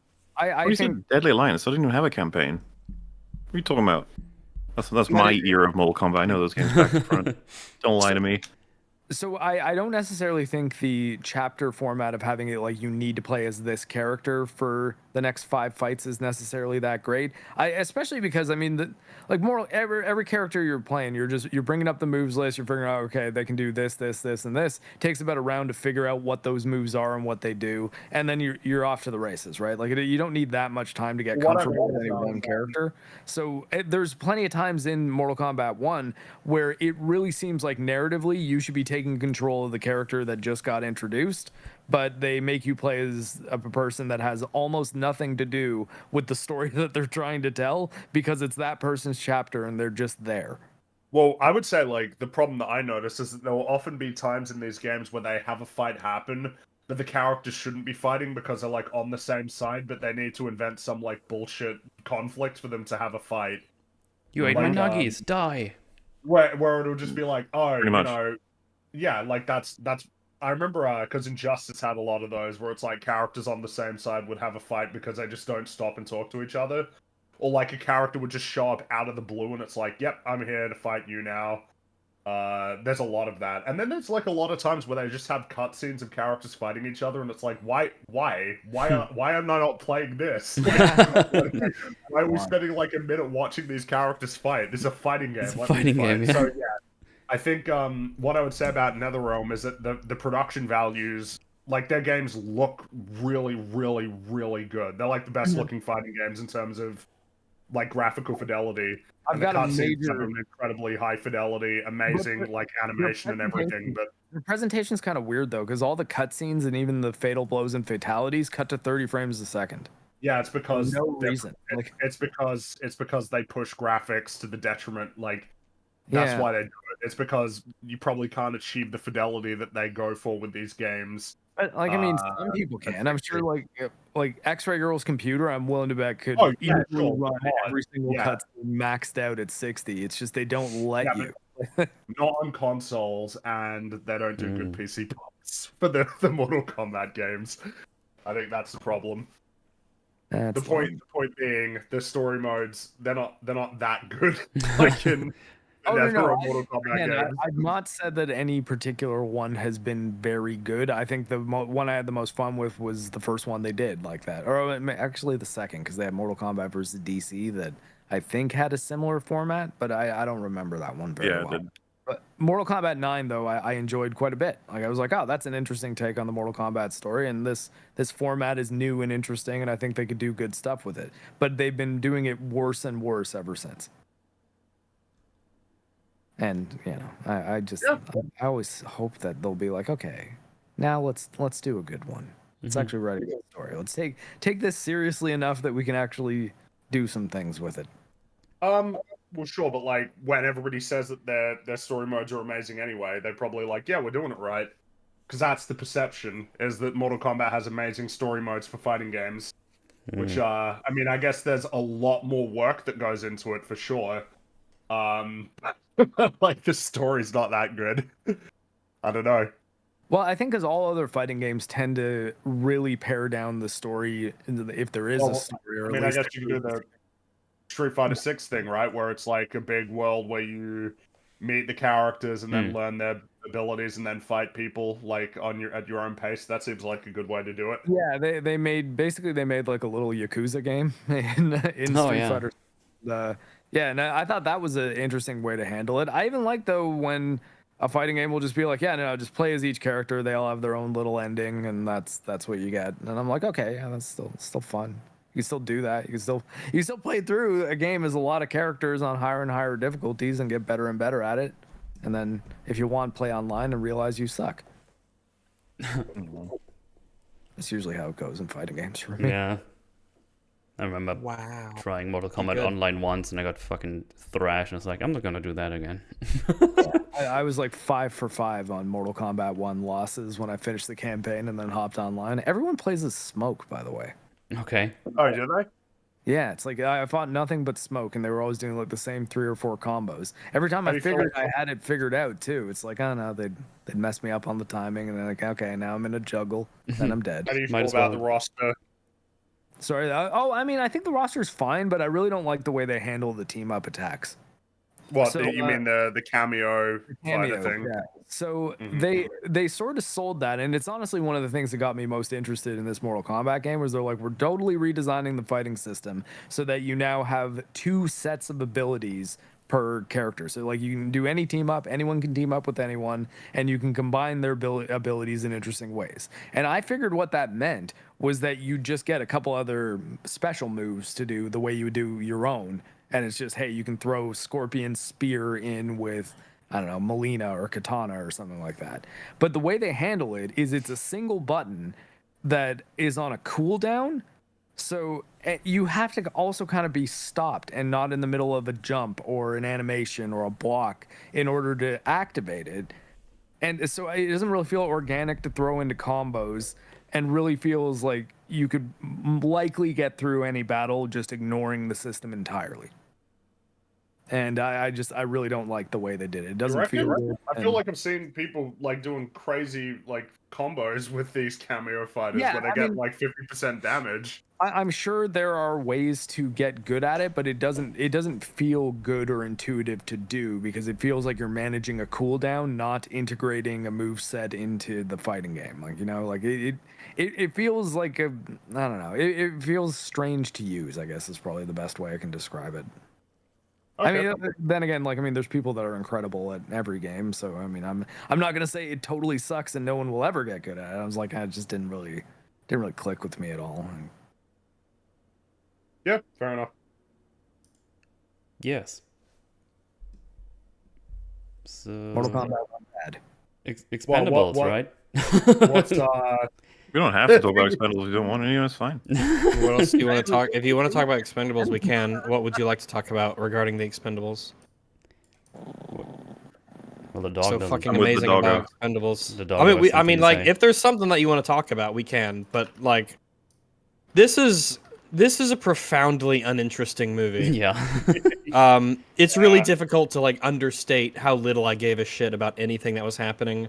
Nothing's good. The fights are bad. There's like no characters. The plot is bad. It's just like, why don't watch this movie? This don't watch it. movie is a waste of your time. It's a complete waste of time, and well, people have already forgotten about it. But like, Forgot about what?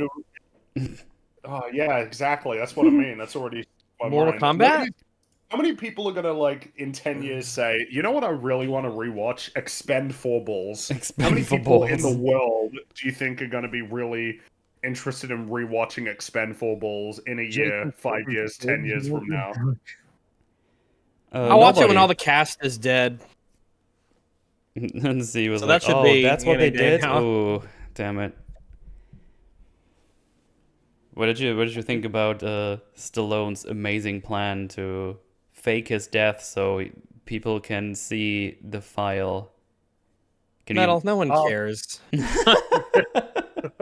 only way to declassify it. No one Yeah, gives a that was shit clearly made about up on the Sylvester spot, obviously. Stallone's plan Yeah. to. You could just fucking get the file any other way. You didn't need to fucking fake his death. That was insane. And Well, yeah, like was he planning Furthermore- on his plane being shot down? You know? Yeah. and it would be obvious. Everyone would know. He wouldn't be able to hide faking his death or No. jumping out of that No, of plane. It's course not not. happening. Why tell Dumb as Megan fuck. Fox and not Jason Statham? Why is she the one who knows the truth and not his like buddy? Because she hooked him up with a collector's edition of Diablo 4. Oh, sick.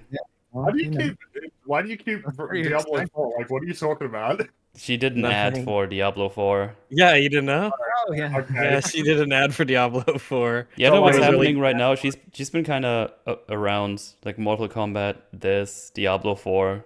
Maybe I don't know if she needs just money all of a sudden. I don't know Making what's a happening. comeback.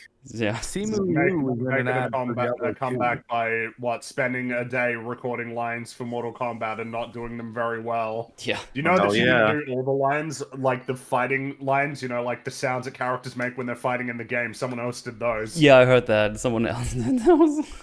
Like, I don't get How that. bad couldn't can you just be? Get her to do that. Like, you can't do an ah.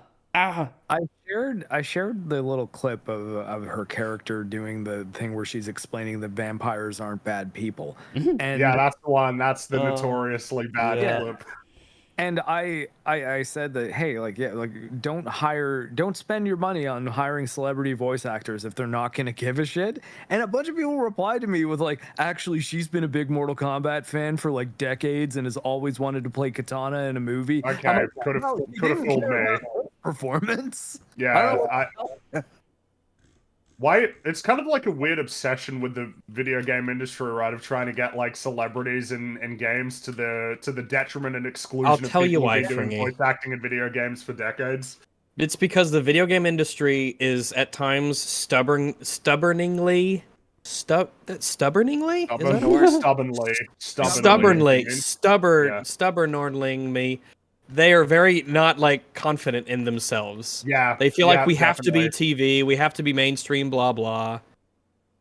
So we got to It's, get the celebrities, even though gamers don't give a fuck. Gamers don't give a shit about celebrities. I don't give a Well, shit. I mean, Yeah. I don't know. Like, sure I agree how with many that. people are like, "Damn, man, you know, I wasn't gonna play Mortal Kombat 1, but like Megan Fox is playing a character in it, so now I have to get it." Like, how often does that happen? Well, I think you've got to. That's only because it's Megan Fox, though. Like, Dead by Daylight is kept alive by famous IPs being added. Yeah, that's Oh, that's sure, true, yeah. but I mean, Oh, that's it'd be different. Appealing to, yeah, that would be appealing to like some kind of That's the content famous rather than IP, a yeah, specific not just like a person. celebrity. Except for, Well, I guess, the Nicolas Well, Cage no, I one. mean, not just you got like Ellen Ripley joining. It's like I bought it for the Alien, but there's going to be people who are like, oh, I can't wait to play as this. Like, there's people who only play Survivor.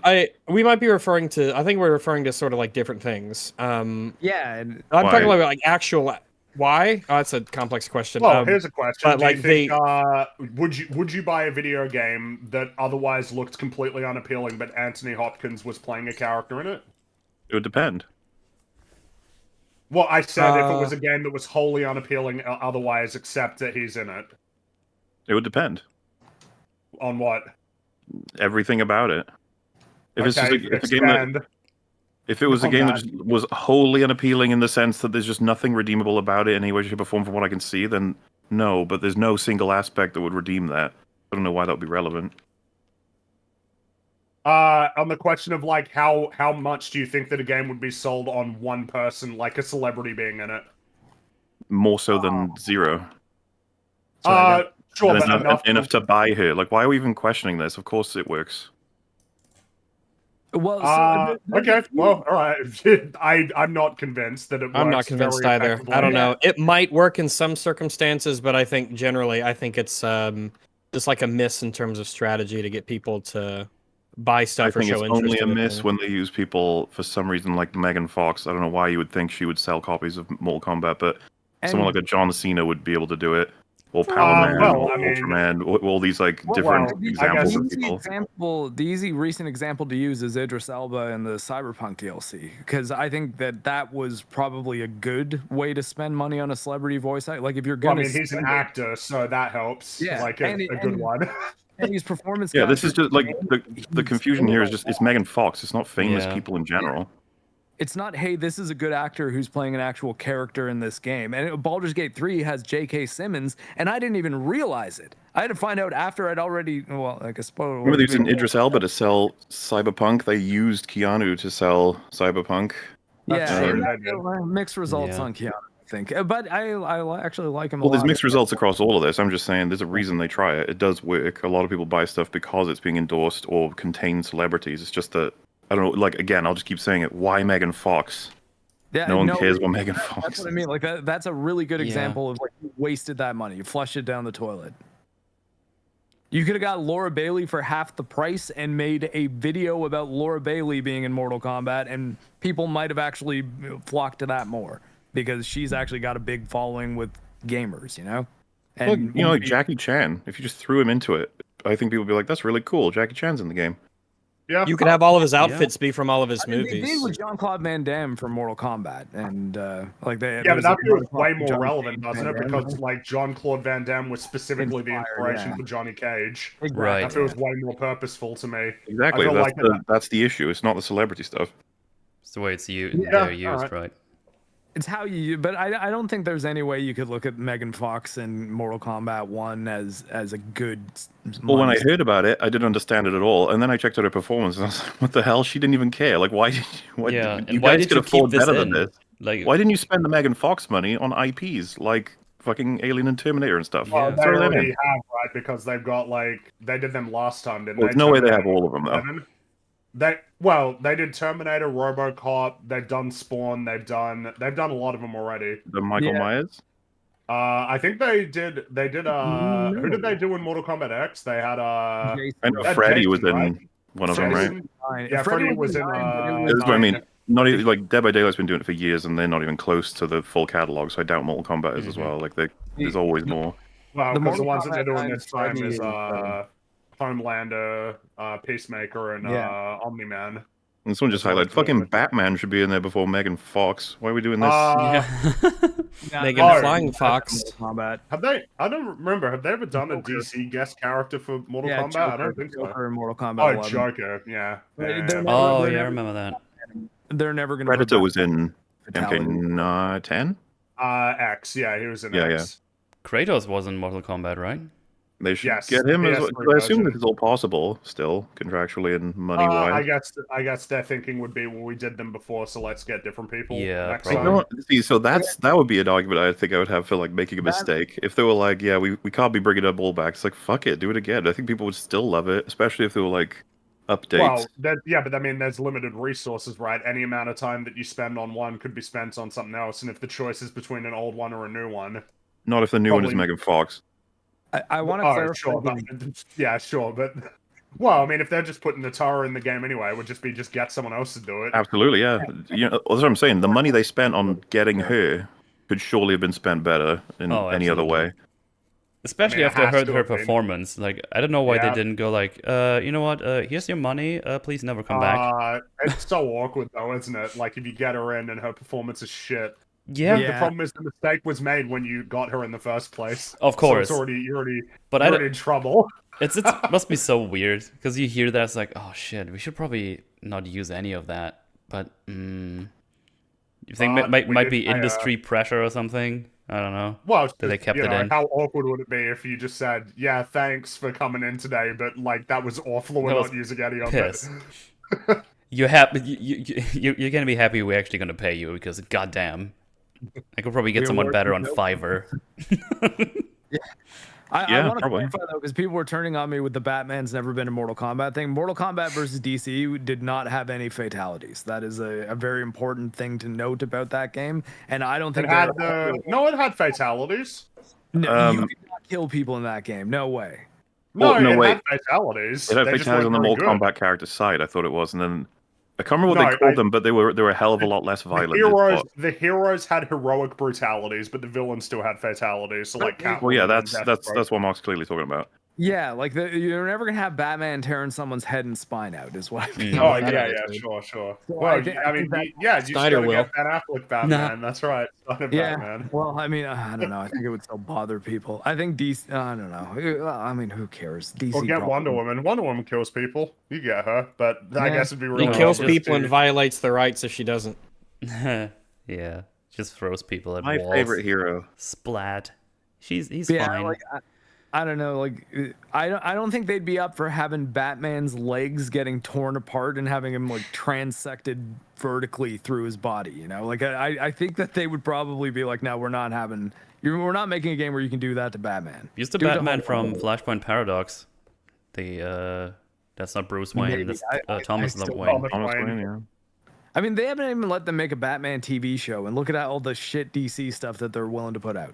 They're like, Yeah, no, I Batman, would we're never not- let we're not giving CW Batman make. If I was in charge of DC, I would never let CW make a Batman show either. You kidding me? No way. Yeah, well, I no mean, way. Look at all You're the wrong. trash they did.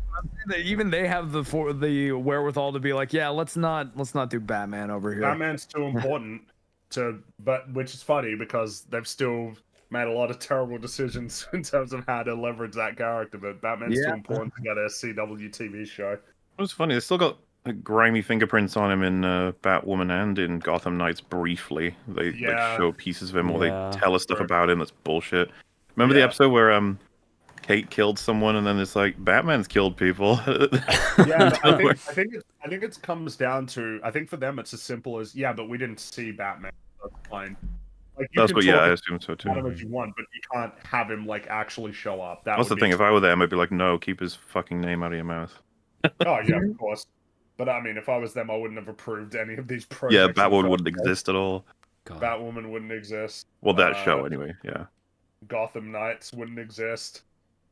All of them would be gone, Well, I guess jettisoned. Gotham's the closest they got, but that was on Fox, and even then, it's not like Batman. That was about everybody but Batman for the most part, right? That was about Gordon.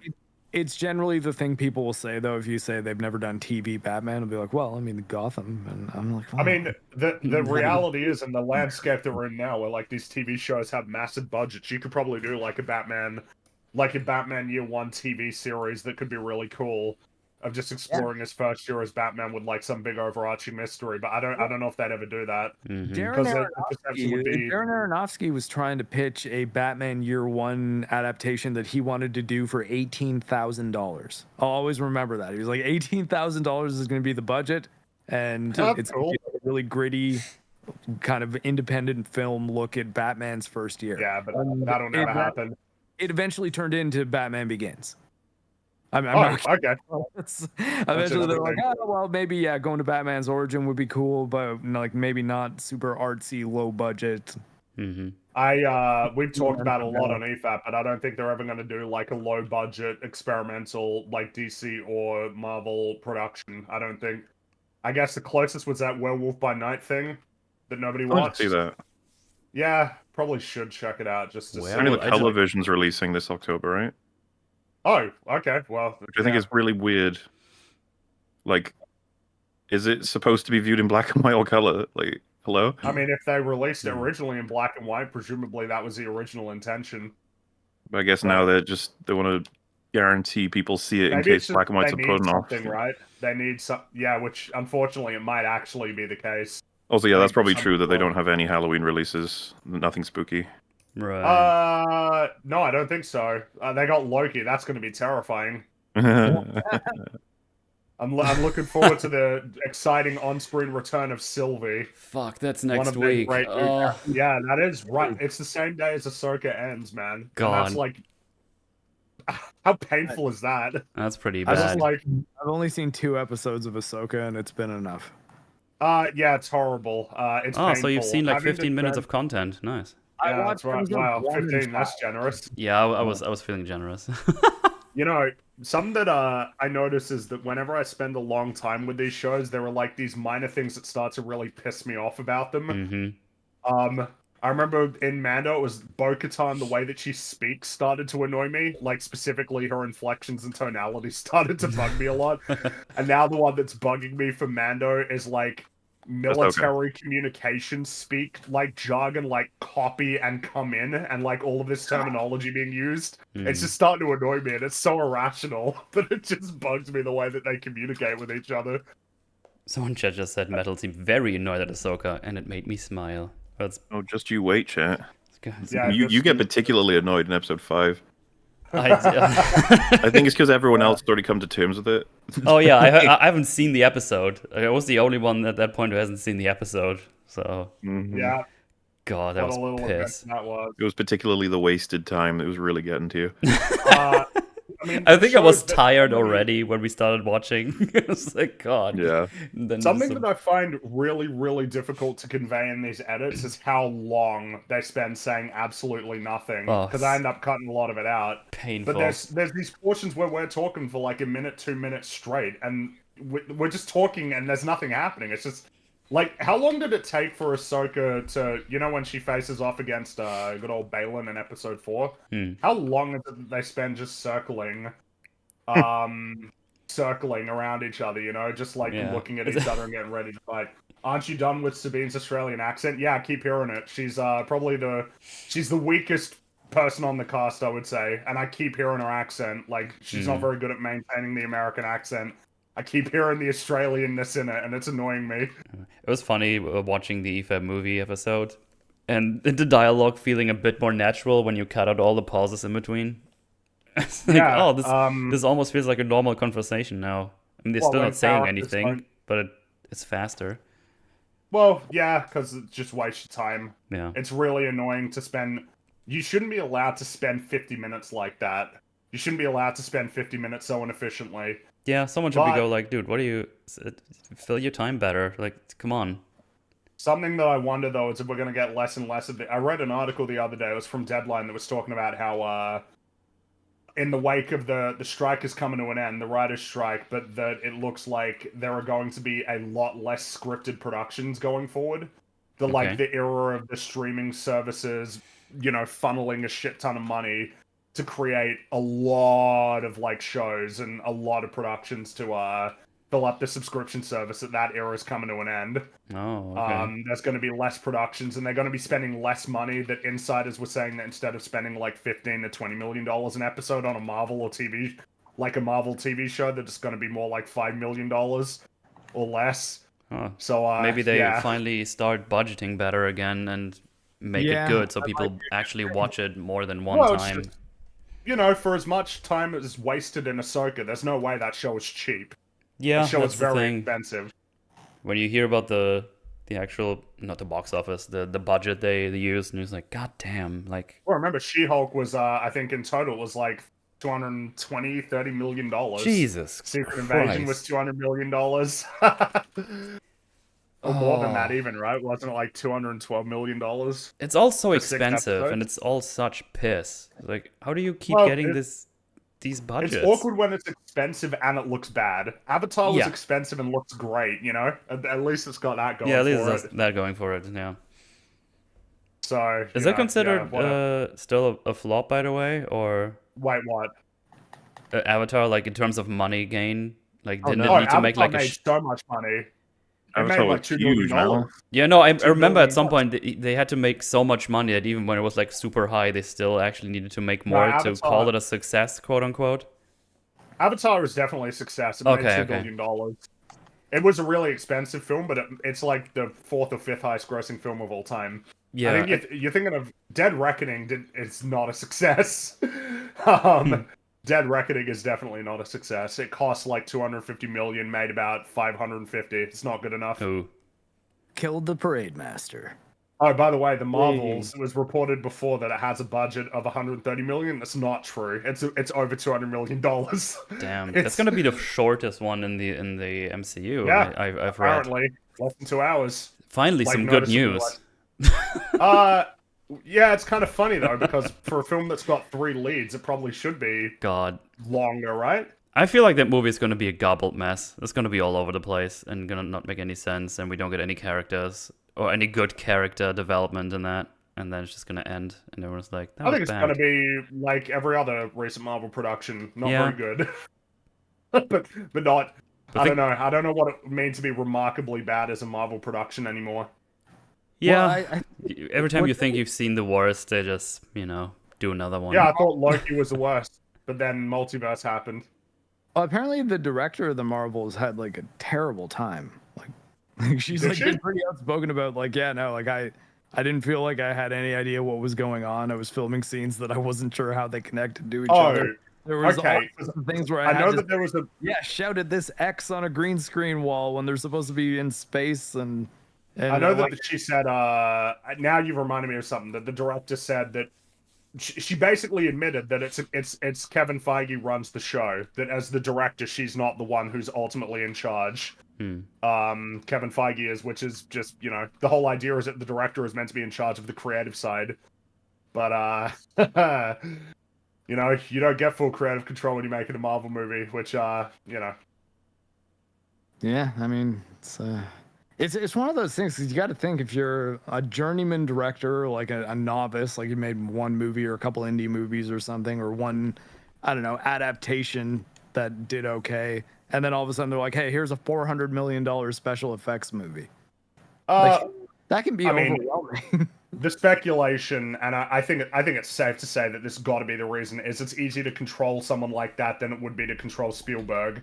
If Spielberg comes onto a Marvel movie and he says he wants to do it his way, he's doing it his way because it's Steven Spielberg. Whereas if it's somebody who's made one indie movie, of course they're gonna, do what you say. They want to please the master, so they're gonna do whatever they want. I don't even know if I'd fault them that much, right? They don't have that much of a career left. It's kind of they're not in a good position to put up much of a fight to those sorts of things. Because Well, as even long if as you it's make all- a bad movie, It's good for your resume. it's good for your resume, and people who you work with are gonna tell the other ones, hey, he's gonna do what you want because he wants to Yeah, stay this one, under this one contract follows- and not don't want to lose their jobs. So Oh, the other thing I've heard as well that was in the article was that there's going to be less overall deals. Like in general, the overall deals are going to be less common. Which, yeah, I mean, overall deals are like you essentially sign with the studio to in the future like work on multiple productions. You get to like you pitch, whatever ideas you have generally, and they'll be nice and chill. okay. But now they're going to be making less of those now, less overall deals. So the industry's changing. Yeah, let's see how it goes. Maybe we get some better movies in the future. Well, That'd be nice. apparently the video game actors are thinking of striking next, and Yeah, which that might be a good idea because video game actors don't get paid that much compared to like the kind of money that you get on and I don't think that there's like many things at all in place in terms of residuals or things like that. So yeah, no, but yeah, I'm not- I heard that's happening. I think they probably would have a much better reason to, but I think that the secret upside for us is that means that if these games can't get their voice acting recorded, and the dev teams probably have more time to make the game better. That they can.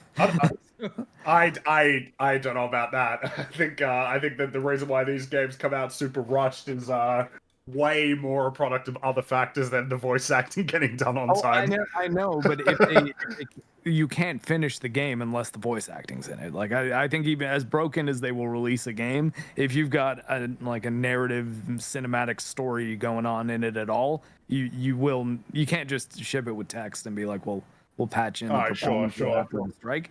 So what I'm saying is games will get necessarily delayed, which then says like, okay, well, what do we do in the meantime? Well, let's fix bugs. Well, sure, but like, I don't know it. if there's going to be a strike, right? If the writer's strike is over and the actor strike is on its way to being over, I imagine that video game companies will just they'll just want to try and get it done quickly. They don't want to have them strike for 150 days. Yeah, exactly. I think it's kind of over, right? Like it's all the concessions and everything is happening. Yeah, it's Jover. Well, yeah, but I guess it's Jover for I guess it is Jover because it's all coming to an end. But I guess we'll see. Because I think there's going to be I think there's speculation as well that there's going to be like animation industry related strikes next year. So it's kind of like a lot of things changing right now in like the entertainment industry. It's We're also getting to an era where almost every actor will undoubtedly be a voice actor for maybe a good chunk of their roles if they're doing big budget movies. Because like you're going to be playing a robot or an alien or something, and it's just going to be your voice, and you can knock out 2 movies a year easily while still doing other major projects. I think kind of it was brought up before, right? You're just going to have more like big name actors from Hollywood doing like video games. Going to become more common. Yeah. As a thing, especially like it does seem like that's happening more and more often now of getting like big name actors. Though, funnily enough, I mean they had a lot of big name actors do voices for like the Grand Theft Auto games back in the day, but now in terms of like their cast, they try to go for less known people. Because I mean, Ray Liotta, Samuel Jackson. They got they got Kurt Russell, right? He was in Vice City. Am I wait? No, Burt Reynolds. They got Burt Reynolds. But now with a lot of their games, they get much more unknown talent. Yeah, and I mean, I'm glad that they do that sometimes too. I'm glad they do that because I mean, Roger Clark is Arthur Morgan, right? That's like. He's not like a big name actor, but he's a great performer, and it gives those people opportunities that they otherwise wouldn't get. We've been thinking about Red Dead Redemption. Well, I'd rather talk about Red Dead Redemption 2 than talk about Expendables 4. No. Oh, we're done with Expendables. That's fine. For clarity, I meant sad in a good way. Like I'm thinking about Arthur, and I'm just like, hurts, but it's just like it's moving. Expendables 4 made me want to not watch it. They want me to move Yeah. away from it. Yeah. Hey, everybody, Expendables 4 is really bad. Don't watch it. It's piss. Yeah, you don't need to see it. Even if you're a fan of the Expendables. In fact, in that case, I'd strongly recommend against watching it. Don't forget this one exists. This one is a... There's no recommendation for this in any way, shape, or form. No. Not even for study. No. No. The game. It's not ironically funny. It's not ironically entertaining. No. It's pretty miserable. Because that's what I was actually going for by watching this. I was like, oh, this is probably going to be some dumb fun. But man, that one was a drag to watch. And it's not even that long. it's just... It felt longer than it was, yeah. It felt very long. Every person in that movie deserved better, even Megan Fox. Well, maybe I don't know. I don't feel like anybody tried very hard. Yeah. Yeah, I don't think anyone tried very hard. All around, it's a soulless creation. It really is soulless, Yeah. and in a way that's kind of different from like a Marvel production being soulless. Funnily enough, Yeah. I feel like this is even more soulless than a lot of it those. is. Yeah, I think that's fair to say. Force Meta to watch just that- worse movies. They do that all the time. Maybe it had more heart than the Expendables 4. Well, it's the thing. Expendables 4 is like bad in a way that doesn't muster much passion. No. Like it's not an interesting bad movie. It's a kind of a boring bad movie. You can tell it's like cobbled together, weirdly cut, looks awful. It's not Nobody cared. not fun. A lot of ADR. Like you can tell people are not in the same room. The cast is not as big anymore. It's just that's the last one, guys. There's not another one. If there's No, another because one, it's- I'll be very surprised. I don't think there will be. This film's not doing very well, which Yeah. is not a surprise, really. I don't know that this film is made for anybody. I don't even know. Who do you think this film was made for? Like, if you had to guess. I Who do Oh, you just think- like people who go to movies and just don't care what they see. Probably, Who just maybe. go to a I guess. theater and are just like, I don't know, just Oh, something, I guess. Expendables 4. Yeah, we'll go check that out. Yeah. Maybe for Maybe. people who watch the other ones and like them, and they were like, yeah, here's another one. But then you watch them, and it's like, no, that's bad, though. So I'm walking around this hotel in Liza P, and I just played this piano, and the Okay. people who created this game thought to have Pinocchio play the piano only with his human arm, not the one that's puppet. And that had more thought in it than all of Expendables 4 did. True. And a character playing a piano in a video game. That's all. I heard you were having difficulty with Liza P. Metal. No, I just You beat were the- struggling a little bit. I'm in the hotel now. I'm walking around. I just, Oh I just no, wondered- I was Metal, saying- you're I heard Mark. Metal was Oh, having difficulties. Oh yeah, but I finished that game. And how do you feel about it? Oh, I like it. I like it a lot. I mean, it's pretty much on the same boat as Mupley. There's a lot to like about it. There's a lot of weird tisms going around. A lot of things they just took from other Souls-like games where like, no, you can take that, but you should probably put it in properly and, fix it up a little bit. Don't copy mistakes. Don't copy mistakes. Give me a parry bar. Give me a bar that tells me when the break is gonna happen, because I don't like to guess. Oh yeah, that I was just struggling with that with the Parade Master, but yeah, staggering him is. The way That's to not kill gonna him. get better. You just have to guess. Whereas, Okay. yeah. I mean, like, Like is it. it? I can't even figure out which combos actually initiate the stagger more. Is it heavy attacks? Is it specifically charge attacks? Am I doing anything for it with the quick attacks, like the right bumper button attacks? I don't know. I'm not sure. I think the heavy attacks give you some more. I think the most break you're gonna get is with blocking or perfect parrying the red attacks, the Yeah, charge attacks. Oh wait, you can parry those? I thought those were unblockables. I've been running. No, away you from you can you just can't dodge them. You have to be Oh, okay. either far away or perfect parry them. Got it. And you can't block them. So if you just normal block, it's just the Yeah, it damage needs goes to be- through needs to be completely. aware. I've noticed though that when you parry and counterattack, that does seem to get him towards the stagger a lot faster. Yeah. Also, I think the good boss density is pretty good. It might have. I don't know if I would go. Does it have the most good bosses in the Souls likes? Oh Jesus. Oh my god. Probably not for Dark Souls 3. Dark Souls Like, 3 is pretty good with his good. Percentage wise, are you saying, or actual quantity?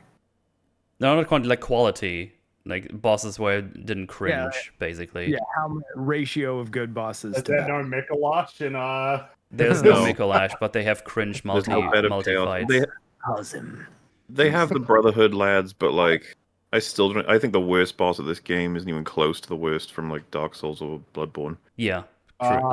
It's That's the true. worst Yeah. bed of chaos. That's the worst. They one, don't is have it? a weird gimmick boss like that. They have one where you have to stagger One- them to deal damage. Yeah, but that's you can about argue it. that's a gimmick, but it's really just a matter of like, I was about to say like it's the mechanical equivalent of semantics. It's like Yeah. instead of your normal attacks doing lots of damage, it's your staggers that will. Also, I mean, like the damage you would have done with your normal attacks just gets put into that stagger hit. That's the only difference with that guy. I can't think of a single boss in Sekiro I disliked. I mean, maybe I'm just not thinking of I it should right play that now. game. Yeah, Sekiro's pretty good with the bosses. Yeah, I think they're all pretty good. I would need to replay it, but I couldn't Um, tell you one straight away. I was like, oh, that one was as really the- cringe. As James Yeah. has pointed out, which I think is true, there's two-phase bosses in this game that just should have been split up into individual bosses. Absolutely, that's a good point. Yeah. Yeah, that was my complaint about the final fight in Elden Ring.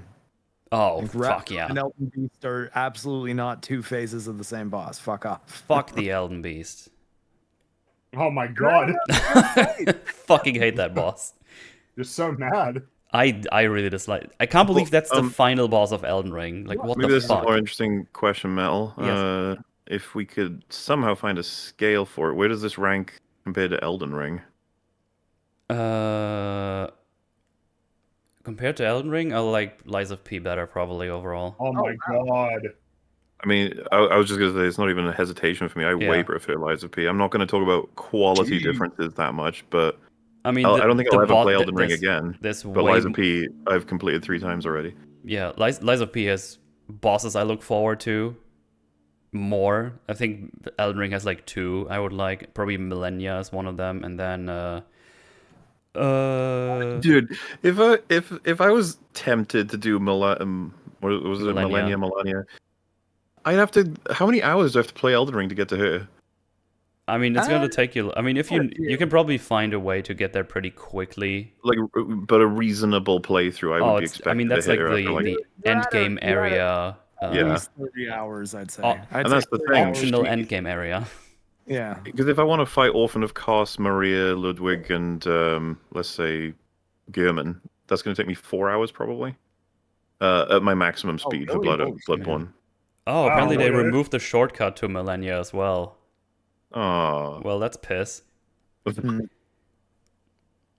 What is everybody's most anticipated? What games are people most looking forward to for the rest of the year? Expendables 4, the official movie game. Yeah. Oh my god, can you imagine? It would probably be better than the movie. feel like They've got yeah, something to probably. do. Can shoot some Unfortunately, it would be longer than the movie. guns. Oh, It damn plays it. just like Lord of Ring Gollum, but you're Stallone instead of Gollum. Just scrolling around. LB, you wouldn't play the fuck out of that. Yeah, I gotta find my precious. Acid Trip Mario? Anybody? fucking love this ring. Oh my god, because in the ring, his ring in the Expendables. Yep. Yeah. Oh my shit. god. It's all fitting together. It's all making sense, isn't it? Damn. I've acquired the Legion arm. But yeah, games. I mean, I'm gonna be playing Alan Wake 2. I think Mutually is playing that one as well. Yeah, and you can play Control. Which one are you looking forward You to? doing the same arc as me, Metal, or no? I didn't have Control on my radar. It kind of depends if I have time. I do have Control. I do own Apparently, that. there's like They're in the same bits world. and pieces. So Yeah, Well, I it's heard not that just there's, There's apparently like an Alan Wake related thing in Control that Yeah. happens. That's Yeah, good there for is. continuity. well, but I there's think a whole Control is pretty Dude, long. it- I don't know if I can fit that in. The Let's Alan Wake find out how series. long it is. Control you can get through pretty quick. It's good. I strongly recommend Control. All right, Not Mark, what's only- your guess on average of how weird. long it is to beat Ah. Control? When you started saying control, I just started playing the control mode in this game. It's interesting. Ooh. Like came on the screen and everything. It was actually kind of an interesting coincidence. Like Nice. once you started talking about it, boom, control. Yeah, we're all connected, man. Also, That's no, true. we're not buying the game from Epic. We're getting it for our PlayStation. Yeah, so it's- main that's- story and extras average time 20 hours for Control. Damn. Okay. Cool. Yeah, like that's what I ballpark it at. I think you could probably speed run it in 15 on a lower difficulty if you wanted, but yeah, 20 is about right. And but you shouldn't play on a low difficulty because the combat in that game is a lot of fun. It's probably the closest they've come to Max Payne amount of fun in combat since Max Payne. for Remedy. I mean, Hmm. and I mean, Alan Wake American Nightmare's got pretty fun combat though. What about Quantum Break? No, bad game, terrible. I don't know if that's like a bad game. It's Oh, an man, okay game. Don't talk about it. I gotta pee. Sure. So here, because my take on Quantum Break, because I was trying to get through it, I really wanted to like have a better context for Remedy when I played Control, because I was waiting for it to come out on Steam. So I played Quantum Break, and what I found about that its core issue is that is Remedy, who are really good at making run and gun shooters really interesting, trying to make a cover shooter, and it doesn't feel very good. So it's pretty good when you're running around and using powers, but they want you to be stacking up against cover and popping and like kind of Gears of War shooting. But they have an auto stick system that's really clunky, and it doesn't work very well. And I think that's clear when you play Control, because there's no cover system at all in Control. You can't even really duck.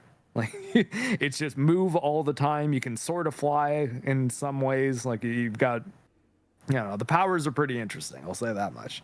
But yeah, I think Control seems like the same idea as Quantum Break from a moment-to-moment combat standpoint, but with much more focus and much more focus on the things that Remedy is actually good at.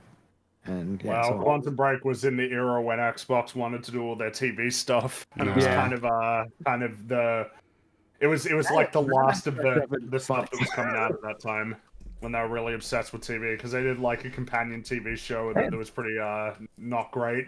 But got Littlefinger and Lance Reddick, and yeah, that's right. They did have yeah, and the woman from Control as well, like the same girl who. But they like bringing back the same people, because they got good old Max Payne, right? Well, Again, yeah, Max Payne is the guy, the president of Remedy, Sam Lake. No. I mean McCaffrey, voice actor. Oh, okay, cool. Because he's in Control, right? And he's in Alan Wake 2 as well. Yeah, right on.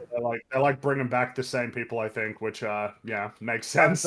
I thought you meant Max Payne's face, and that. Oh yeah, but that's Sam Lake. I mean, he's like the director of those games, so of course he's still involved. Like, okay, yeah, no, they're always gonna get him back. Who is anybody playing Spider-Man 2? Yeah, I've been I still debating played the other one. because I kind of feel like I'm probably gonna want it on PC, and the only thing I think I'm looking forward to is the story, and I don't know anything. You're not about looking forward to the combat? Well, I mean, like I don't know that it's gonna be really that distinct from the other Spider-Man games, like Spider-Man and Miles Morales. So like, and I'm also not crazy about what they're doing with Venom. I mean, granted, that's an argument from adaptation thing, because not Venom, the black suit Spider-Man, because it seems like they've kind of given him Carnage's powers, and I'm not crazy about that. Like, black suit Spider-Man was never like, he never looked like a monstrous alien creature. He was just Spider-Man in a black suit, and he was more of a dick. Because the alien. Yeah, but then there's actual Venom though. Wait, what do you mean? There's the symbiote suit, but then there's also just Venom. Yeah, sorry, I misspoke when I said Venom. I meant black suit Spider-Man, because we haven't really seen much of Venom at all. And like I like the story of the original Spider-Man game, and to a lesser extent Miles Morales, but I didn't think the story of Miles Morales was bad. But in this one, I feel like the way they've advertised is they haven't really given a lot of context as to what's actually happening. So I kind of like, yeah, but isn't that like kind of cool? It means that you have no idea what to expect. Yeah, fair enough. I guess I just like, it's one of those things. 95 Canadian dollars on it. I'm just like, maybe I'll just wait till it's on Steam and play it then. Yeah, like okay, yeah. the kind of thing where it's like, if I'm not super excited, is it worth my time and money right now? And I think for this game, I'm leaning towards no. That said, I mean, I hope it's great. I think Insomniac's a great studio, and I like their Spider-Man games. I guess nothing's pulling me to be a day one buy on this one. Not even 19 inches of Venom. I don't do the collector's edition thing except for rare circumstances these days. But I wasn't talking about the collector's edition, but He was doing a meme. okay. Doing a yeah, I thought you were talking about the 19-inch like statue. I'm talking about Venom's 19 inches. Yeah. Oh, maybe I'm lost on this one. I mean, you apparently know that it's about the statue. Yeah. That is the meme. That's the meme. So I don't know why you're confused. Oh, okay. Well, Well, maybe Mark doesn't know, like they I mean- put out a tweet saying that and they knew what they were doing. Yeah. Oh, okay, right on. They do. I still need to play Blasphemous 2. That's probably after my Blasphemy. Spooky Ween See that? arc. So, what I was gonna say on Spider-Man is Oh. the thing that I'm kind of interested. Oh, what's that? No. And like, go ahead. I was just gonna say that the reason why I'm kind of interested again is because last time they hid Doc Ock. They deliberately hid him. Oh. They made it look like it was going to be about a bunch of Mr. other characters, Negative, like yeah. Mr. Negative, and then like the Sinister, Kingpin, six, but like nothing to do with Doc Ock, and they even had like they got Norman in there. But then like as soon as Doc Ock showed up, I was like, oh wow, like Otto's here. That's cool. So that was really exciting. And so I feel like they're going to do the same thing again, where they've hidden somebody. They've already said Kraven, Lizard, and Venom. So who's the hidden character? Who's going to be the surprise? I think if they were going to do that, though, I think they should have just focused on Kraven and the Lizard in the marketing and not had. Nah, any you got to market Venom. Everybody loves Venom. That's the problem, though. It's like you kind of you're giving away that Venom's there, but I don't know how he fits into the story. I don't know where the black suit's Well, coming sure, but one of the reasons why you want to show Venom is because of the symbiote suit. That's like a new gameplay thing that's worth advertising, so it makes a lot of sense to me. If anything, I would have hidden Lizard. But that's what I'm saying. If they've shown these three and they've not shown them much of the game at all, there's got to be some other character that they're hiding. I guess I'm in a position though where if the game comes out and people who like whose opinions I take seriously are like, yeah, no, like the story is actually really awesome, like you're gonna really enjoy it, then I'll probably end up getting it. It's just I'm not rushing out the door or pre-ordering this one. I'm just like, okay, I'll kind of see. Yeah, fair enough. I still need to play the first one, or Miles Morales one. Is that the first one, or is that another No, one? the first one is Spider-Man, and then there's Miles Morales. Oh, I think I have the Miles Morales. Like, that came with my PlayStation. So I don't know if Yeah, so you need to get Spider-Man, then the first one. Oh, okay. Yeah, it's on Steam and it's good port. It's not one of the shitty PlayStation ports. Yeah, I'm gonna be playing Much better Blasphemous 2. I heard good things about that, so hopefully could get to that. I haven't played the second, but I played the first Blasphemous. It's great. Yeah, it's good fun. It's good stuff. Anybody looking forward to Super Mario Brothers Wonder? Because I am. Yeah. Well, that's the one that I actually. Oh, that brought comes up. this year still? That's coming out the same day as October. Spider-Man. Isn't it like the same day as Spider-Man? Yeah, same damn. day. Week Stop before it! Halloween, I don't too. have. I only have 24 hours a day. Come Oh, on. what about Modern Warfare 3? Is anybody excited for Modern no, Warfare fuck that. 3? Nah, I don't give a shit about Call of Duty. The I last just time could we not. all played Modern ahead. Warfare, we had fun for a week and then we stopped. Well, That's this one's fun for Sledgehammer. I played This and one's, Sledgehammer's making this one because it's coming out a year after Modern Warfare 2, which is not a good sign. I want them to actually go all the way back around again and make another Modern Warfare 1. That'd be really funny. Yeah. Oh yeah, that new Lords of the Fallen comes out as well. Damn. Fuck. You know, I hear that's actually pretty good. Like from the preview coverage of it, it's It looks pretty fun. Yeah, it's The original apparently one was crap, so Yeah, I remember Oh. playing Oh that. my god. from what that's not controversial for me. I don't Is know it? enough Okay. to.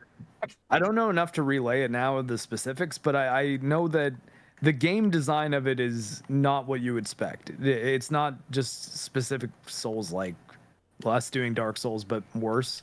It seems like they actually have some ideas, and I don't really remember what they are, but I remember thinking it and being kind of impressed. Yeah, gonna see. But yeah, I wish I had more information. I'm not prepared for this. it's not definitely enough games to play still. That's not a problem. There's a lot of games still coming out, yeah. There's some arcs I want to go on with games as well. I want to go through the Metal Gear games again. I want to go through the Red Dead Redemption games. Metal Gear HD collection's coming out. Yeah, I'm on not gonna PC. buy that because fuck those guys. Yeah, they kind of suck. 30 FPS log, no mouse and keyboard support. Are you fucking crazy? 30 FPS, it's just that it means they just ported Metal Gear Solid, because Metal Gear Solid was always 30 FPS, the original one. But Night Dive's been doing just great remasters of the N64 games in full-blown 60 FPS, like upscaled to 4K nicely, and so there's not really an excuse. It is just laziness. The thing is, it does come with the Blue Point remasters of 2 and 3, and those sort of are worth having. Like they're really good. Nice. Yeah, I want to go on the Last of Us arc because I never played through those games. So that's Oh, didn't you? No, I never Last did. Never did. Last I checked, Okay. the PC port still runs I- like shit. So I think that could be fun to do a stream of, especially the second one, because people Was there haven't news seen. on a remaster of Last of Us Part 2? I don't know. I don't think so. Well, But there's a I- rumor that they're gonna make a remaster of it. That'll be Right. painful if true. I honestly think Naughty Dog doesn't know what the hell they're doing right now. Because I don't think they have any clue what they're doing. Because they're doing that multiplayer game, but then Sony asked Bungie to look at it, and they said it wasn't like workable. So that's Yeah. really awesome. So that's like multiple years that they spent on that and nothing to show for it. And I mean, I don't know what you do. I think The Last of Us in video games is a tarnished brand. I think it's tarnished. they have their Outbreak Day thing that they changed the name of to Last of Us Day during the pandemic because they didn't want to be celebrating Outbreak Day. But this year, the Naughty Dog Twitter just posted something saying that, yeah, this year we will be focusing on artwork and merch and some Yeah, other because they things. got nothing to talk about. Yeah, and they're like, we will not be talking about any new projects, nor will we be talking about Last of Us Factions multiplayer. And specifically said, we will Not not coming be out for talking- years if it's the going only to come thing- out at all. The only thing we're mentioning is that we will not be discussing this game right now. It was like, whoa, okay. And I still Yeah, haven't played the Metroid Prime remaster or remake. Yeah, it's really Yeah, it's good. cool. Still need to play remaster. that. They did a great job. Where's Metroid Prime 4, Nintendo? Come on. You Yeah, can actually- Nintendo. You can play the Metroid Prime remaster using Prime Hack as well, like similar controls for it if you want to do mouse and keyboard. James They- says they for all- the Gears 4 and 5 metal. I guess that would be MauLer and I playing those I mean, yeah, at some point Here's a War co-op. It's Possibly. usually pretty fun. because we played the first 3 on the Xbox. That was fun. Fun and Yes. miserable at some point. Yeah, Do not 4 recommend playing Gears of War game campaigns that closely together. all at No. once. Oh, it gets just so. Oh, Pew, pew, no. pew, pew, pew, pew, pew, pew. Well, no, you Good didn't mention God, that. is it boring? It gets very repetitive. Well, I but feel we've- like we've kind of moved on from that kind of cover shooter. There's not Yeah. really many of those. Well, yeah, we had anymore. almost foreshadowed realizing that when playing Gears when we played the Fireteam Elite shit. It's just like, God, this feels like I'm in a different era of gaming. God, Get, Fireteam get Elite ready was for awful. Ubisoft Star Wars Outlaws, everybody. That's gonna Oh, be there's the cover shooter. I just remembered the new Assassin's Creed game is coming out in like a few days. Oh yeah. The Mirage. Mirage. I feel like I'm not hearing much about it. I feel like I don't hear much about Ubisoft games in general anymore. I feel like there's a million big releases this year, like even like more than normal. It's a big year for video games. crazy. 2023 has been I packed really and like cool. that baby's voice. Ugh. A lot of cool games. EU Assassin's Creed. Oh man. I mean, like, fingers crossed that Assassin's Creed game's good, but I'm not holding out a lot of hope for it. We have evolved in cover shooters like we've evolved from talking about Expend 4 balls. Yep. Oh, Spend yeah, 4 balls. Yeah, Yeah, expend 4 balls. that's what the it's name called. now. And Oh, I mean, expand 4 balls. More That's what it's entertaining than the called, We're right? movie. getting dangerously close to fetish territory. Oh man. we need 2 volunteers. It's not me. Or 4 not very 4 committed balls volunteers. must be expanded. We must expand 4 balls. What, like when Randy puts his balls in the microwave so that he can bounce on them to get his weed. Weed prescription. Ladies The, love the big joke when balls. he's just Canada walking being a down the country in street which- with his Canada being a country in which cannabis is completely legal is one of the many reasons I'm looking forward to Super Mario Wonder, everybody. Randy walk into the store with his balls in a wheelbarrow singing Yeah. Buffalo Soldier. Oh, that's good stuff. I'm just gonna start reading some super chats here. All right, fair enough. Yeah. James, with the 12 months of being a member, whoa. Wow. That's One like a year, what can I say? MauLer would like Dead Rising 3. It gives a disgustingly excessive amount of time in the world versus the first 2 games that he cringily dislikes. Ooh, get wrecked, Mupley. Shame him. Huh? Well, so you'd really like Dead Rising 4 then, right? Because there's no timer at all. I'm pretty sure that's the hyper cringe one, Fringy. Dead No, Rising I 3 is know, locked I know. That's why I brought it up. Dead Rising 4 is the one that everybody hates. Dead Rising 3 is locked at 30 FPS on PC, and that bothers me. Jesus Christ, that's just not fucking Dead acceptable. Rising 3 was that was definitely like at the tail end of the era where everything was like gray and brown Yeah, color schemes in video games. It was an Xbox One launch game. That's right. That was yeah, I remember Xbox One exclusive. Rise Son of Rome, I remember enjoying. Oh yeah, that's right. Oh, never Rise Son played of that. Rome looks like a really lame shit game to me. I mean, Like it looks like it has really lame combat, and then every time that you want to finish off an enemy, it puts you in a quick time event. That looks really cringe. That looks tiring. It was the combat was basically just simplified Arkham combat, but Has yeah. Crytek made a video game in the last decade? Crisis 3?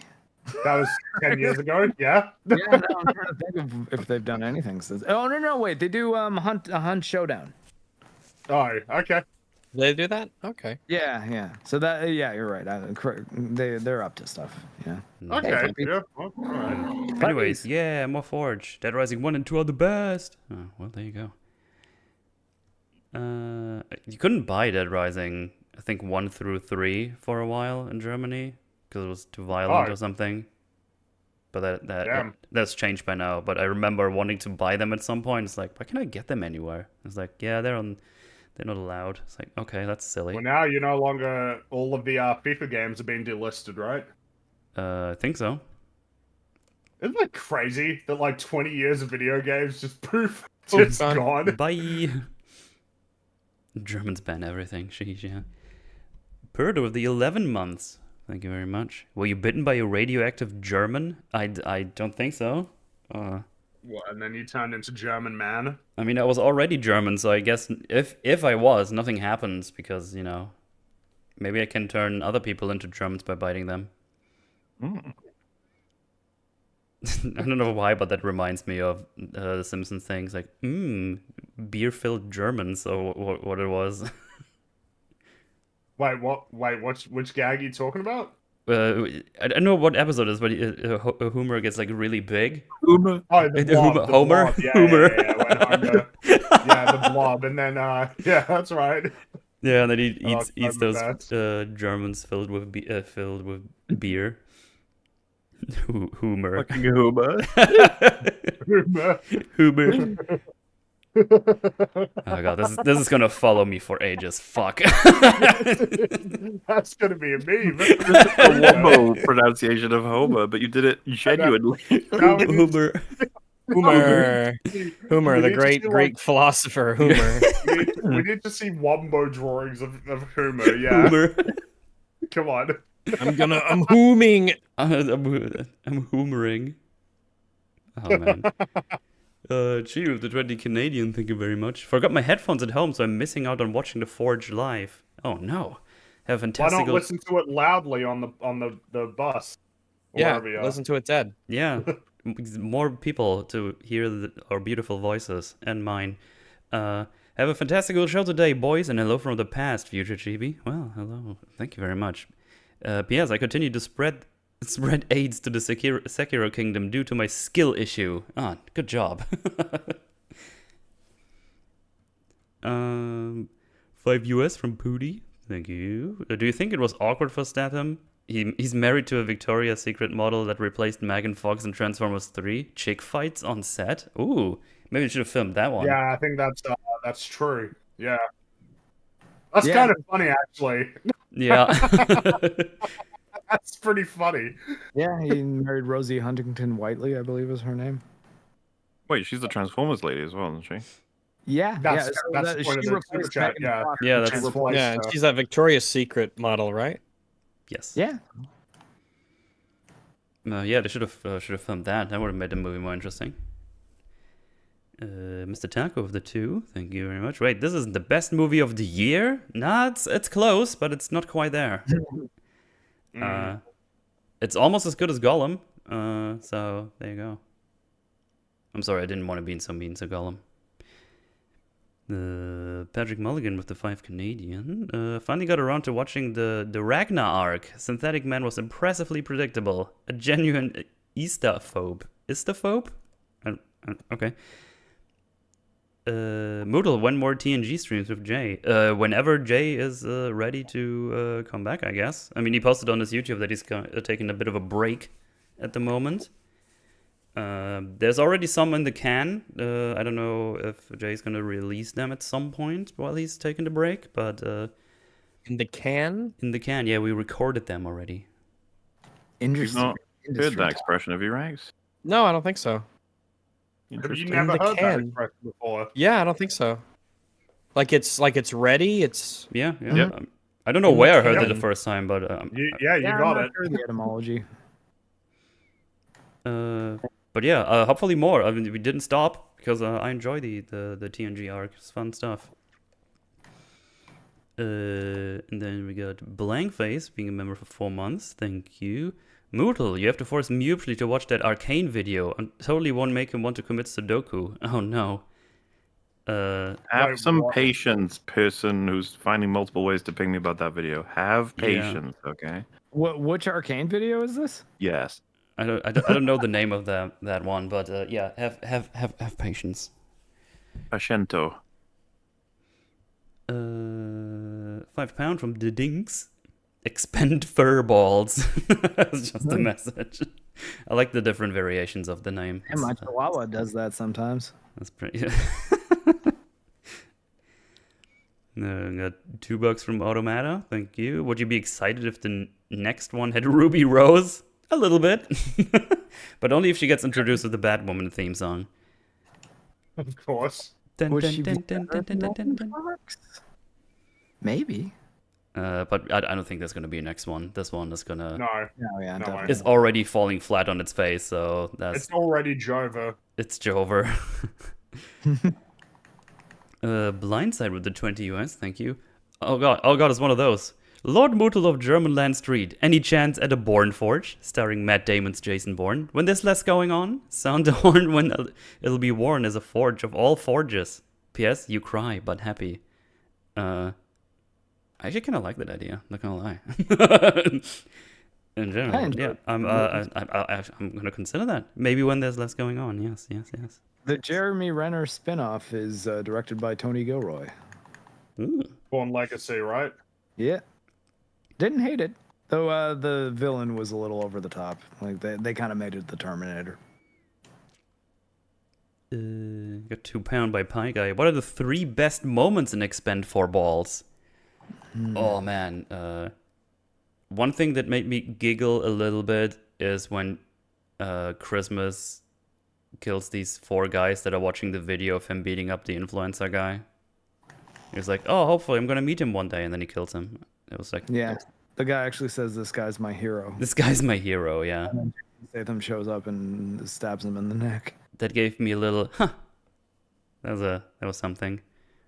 I'm struggling already. Guys, help. Nope, got nothing. Yeah. I thought it was funny when they actually brought back Sylvester Stallone. Yeah, we memed about it beforehand, and then he actually came back. We That thought it really was a funny. joke. Yeah. No. You got 2. That's the best we can do. All right. I'm sorry. Mhm. 2 more than it deserved. 2 bucks by Automata. J.K. Simmons plays Gollum in Gollum 2. I'm buying it. Well, there you go. It's Lord Ketherick Thorm in Baldur's Gate. $5 by Pooty. Serious question. Oh my god, strap in. It's serious. Is all this crap TV we have now due to studios not doing pilot episodes anymore? Like Disney was just going to do Ahsoka Do or Die? Oh, what? You mean in just everything being straight to series rather than pilots and then... Yeah. Your green I light. don't know, it was just a flood of money, right? A flood of projects were happening, and now that's not going to be the case anymore. And also the impression that all you need is the brand. That I think Yeah. they Right. were really All you that need would is carry them a lot brand, further brand, than it actually.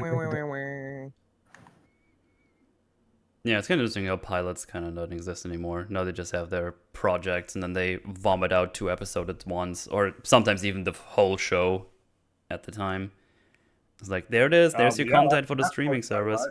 Well, the thing is, And that- the pilots would mostly run on like television, like on cable. So you want to see if people are interested in that. And in this case, with the streaming service, you just, I have my streaming service. I'm just going to put it on there. People are going to pay it one way or another, and then we can still see if they're going to watch it or not, and then we can cancel it after one season. Right. Whereas now it's like, all right, $200 million. Hopefully people like it. Yeah. Not, I guess we're screwed. Oh well, cancel. Do this one next, and make She-Hulk twerk. That's gonna get them to watch. Marvel TV shows. Yeah. 2x by Jose Gonzalez. You should watch a palate cleanser. Rewatch Karen. I would have fun with that at least. Yeah, I would too. So that would be a palate cleanser, really. God, HBO Rome might be a good one. might be one of my favorites. Expendables and Karen have a lot in common. Might be one of my favorite they have EFM a lot in movies common. we did. That was so much fun, Karen. That was hilarious. Good movie. Yeah, movie. it's good stuff. Good stuff. Had a lot to say. Confederate flag on the fucking soap Shampoo. dispenser. It's like, oh God, no. I want the spirit of General Robert E. Lee to segregate the bacteria from my skin. It just works. He does. I got $5 by James Moore. Alan Wake and its 2 DLCs, along with American Nightmare, a total of 20 hours at most. Control and its 2 DLC are the longest at like 25 hours total. No, okay. Well, there you go. That's a lot of time. A lot of hours. Yeah, maybe I'll probably do Alan Wake 1 and American Nightmare, and then see how much time is left until Alan Wake 2 comes out, and then I can decide if I put Control in between there as well. $5 by Daily Dose, thank you very much. So are we talking about the Continental today? It's hyper cringe and even uses memes. To be continued song unironically. Also Sisu is really bad. Continental is on my personal watch list because I have this weird obsession with John Wick and seeing what's going to happen there. I haven't done so yet, but I haven't really seen anyone talk about it in general, so I don't think it's going to be very good. I did hear it damages John Wick 1, which makes me very concerned. But yeah, I'm going to be checking it out. Depending on how much it pisses me off, I might do something with it. I don't know yet, but it's Spooktober first, and then we can see what else is going on. But I yeah, totally forgot the show was happening. sorry? I forgot the Continental was a thing that was happening at all. Oh yeah, me too. I saw the trailer, but then also all of a forgot. sudden people were like, "Did you see it already?" It's like, "Oh shit, that's out." It's like, Oh, "Oh, damn it." Is it about John Wick or is it someone else? I about- think it's about the owner of the Continental. Yeah, it's like a prequel series, right? Yeah, it's like like 3 episodes. Was it supposed to have like Lance Riddick in it before he passed away or something like I that? think it's meant to be about young. What's his name again? The character that Lance Reddick plays. In Winston. yeah, I No. think it's meant to be. No, Winston's. Sharon is Sharon. the Sharon. key plays. Oh, I Yeah. thought you were talking about Winston. Oh, cool. Yeah, Sharon. Yeah. I think it's meant to be like the prequel, right? So it's about Oh, before all of the stuff in John Wick. right. I think Lance Reddick's last thing is I think he's in the Percy Jackson show. I think he's playing Zeus or Poseidon. I'm not sure. Someone. I think that's his last role. Yeah. Interesting. Yeah. Yeah. I'm gonna be checking that out at some point. And I still haven't seen Sisu. I forgot about that one too. But that's from the Sisu. John Wick makers, director or something. So they're mildly connected in that regard. So probably gonna check it out at some point. It's pretty no nonsense. It's just an action movie. $5 on Booty. Just got here. Have they started talking about Expend 4 balls yet, or is this still the preamble? The opposite.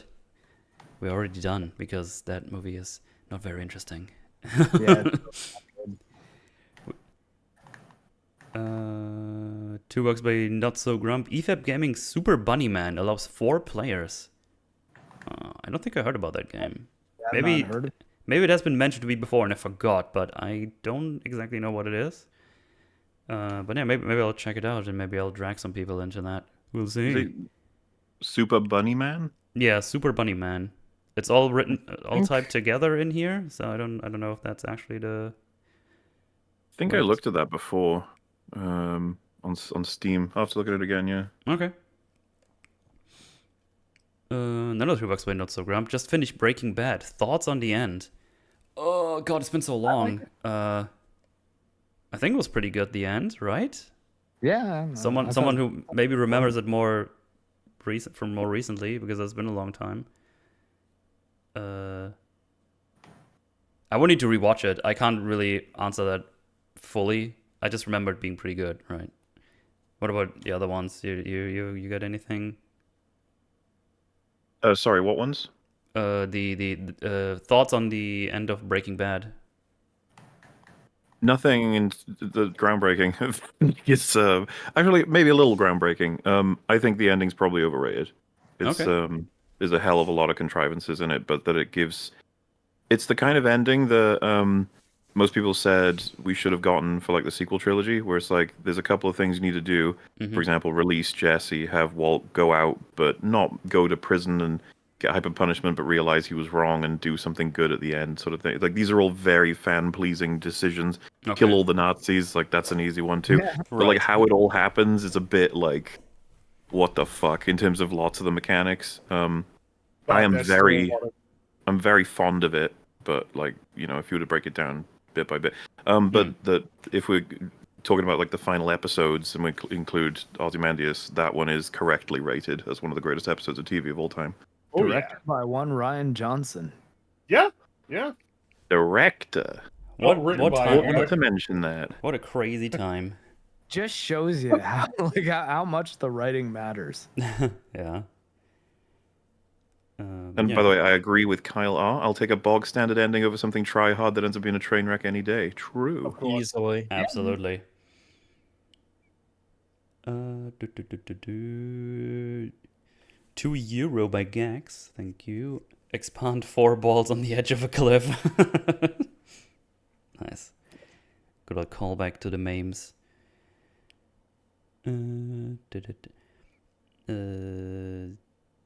Getting 50 shekels by Goger. Hey Mark, what was your opinion on the character design of Gortash in Baldur's Gate 3?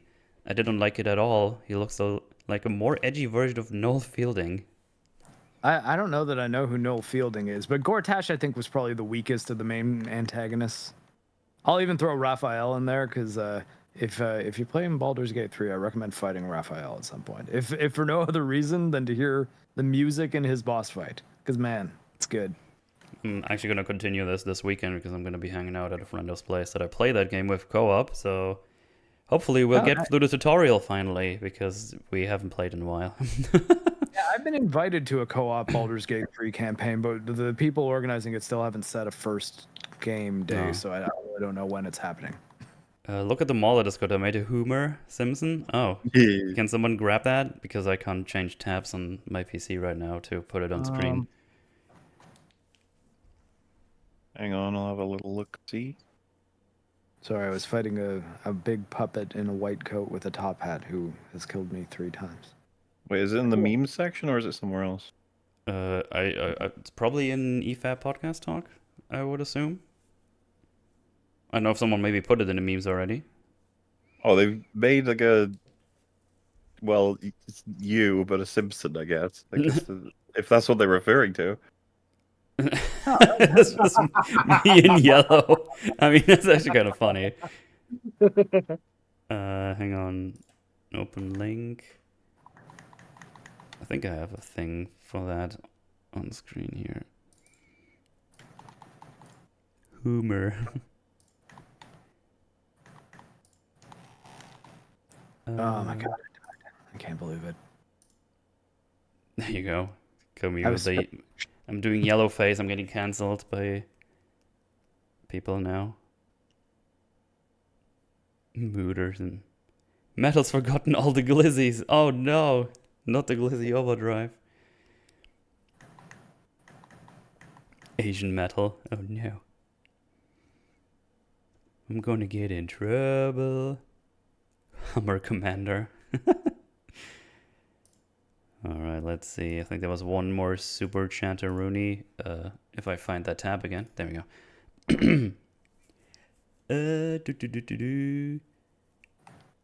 Yeah, $2 US, $2 US. Man, that was harder than it should have been. By Ginger Rhino. Grace Randolph's voice is psychic and sandpaper. Oh no. Oh. Haven't heard her voice. Sandpaper is a good way to describe it. Haven't heard her voice in a while, and I'm fine with that. I can't handle it. There's been a couple times where I've seen one of her reviews pop up in my YouTube feed, and I was like, I wonder just how silly her opinion is, and I can't get past her intro. Like, I'm just like, okay, no, I can't. Can't get past her overlay on her stream because that looks fucking awful. Oh god. Otherwise, how will you know what she's talking about at any given time? You got to see where she is in the video. Yeah. You got to have every timestamp just up on the left. And 2 Shackles by Nero. The German dub actually used to call him Humor. Oh, maybe that's where that came from in my brain. I see. I haven't seen Simpsons in so long in like a general sense.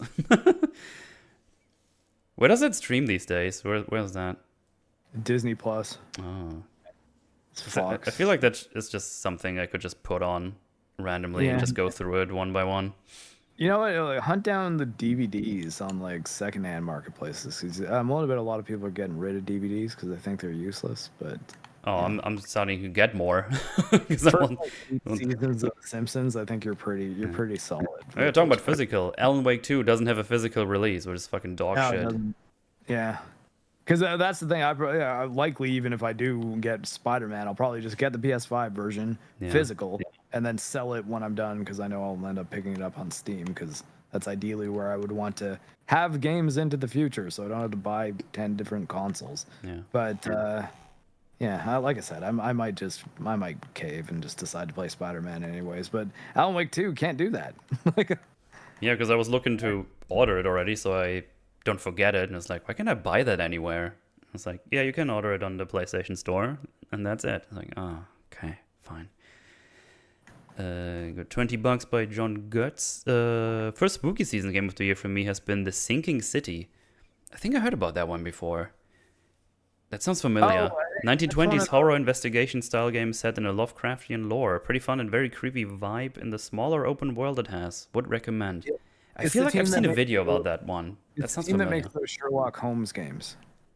And they did like this Lovecraft one. There was a big thing with, I think it was like Nexon or something like that owned it, and they pulled it off Steam for a little bit, and apparently the developers weren't getting any money for it. But I have heard that it is kind of interesting. I don't know that it's very good because I haven't played it, but yeah, heard a few good things. I'm just looking at pictures. No, I think I haven't seen a video on that. But I think I heard that name before. That sounds very familiar. I feel like I've heard about that before. Epic Store equals hard pass. Oh yeah, that's why I'm getting it on PlayStation. Yeah. I'm not buying it on Epic. They just laid off a couple of a whole bunch of people, didn't they? 800 people, I think. Yeah. There's been a lot of tech layoffs over the last couple of years. There was like massive expansion during COVID, and now it's going the other way. There's been contractions. I feel like every company, every big tech company has laid off a lot of people over the last year or so. Did you hear about the funny that happened with their Fortnite storefront? No. So as far as I understand, they have like random emotes for sale every week. And after they announced that they had to lay off people, one of the emotes you could buy was the Make It Rain emote. So they had to deactivate the storefront so they can change it. Jeez. Whoops. Also, BRB, I need to go to the loo. Okay.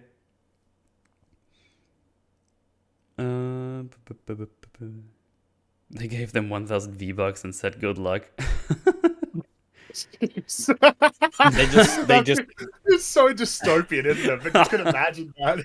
gotta try harder to get that victory royale, you know? So that's it. After 20 years, so long, good luck. I don't recall saying good luck. Took a name by Patrick. What are your takes on the Starfield hoopla? I mean, I don't know. He was very angry at the game. That's what I saw. I haven't listened to all of it. It's I mean, it's nothing I got angry about. So there's Yeah, probably a wider thing he was talking about, but I didn't listen to was. the clip or anything.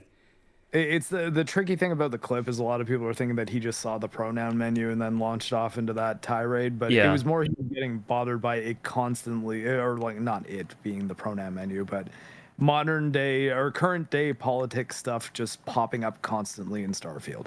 Now, I mean, like I wasn't particularly bothered by that. I was bothered by Starfield running like absolute trash on my computer. But yeah, I mean, I can appreciate his perspective, and I don't think it would have been nearly as big a deal if he wasn't as animated during the thing. I think that's what turned it into. Yeah, I think it was that was the big But I thing. mean, I feel like I've not heard much about Starfield, honestly, Oh, as like a game. You haven't. Whatever. I I streamed just, it like, twice. It seems like people are, because I mean, the only thing that I've heard is that Baldur's Gate 3 had a much higher concurrent player count than Starfield. Yeah, it's like 800,000, 900,000 at some point. Yeah, it was one of the best, like, it was one of the most played games on Steam, and it was like 4 times as much as Starfield had at its peak. I just haven't heard much about Starfield as a video game. Nothing particularly. I played it for about an hour, and it's like, I don't know. Like, it's not very interesting. I streamed it a bit. Interesting. I had fun fucking around because it broke basically immediately. Like I was talking to corpses. So, I thought it was meant to be like the most polished Bethesda game. oh, It that's might dog be. shit. I think it's just because it runs at 30 FPS on Xbox Series X, and that experience is polished in the context of what I mean, they're that's- shooting for.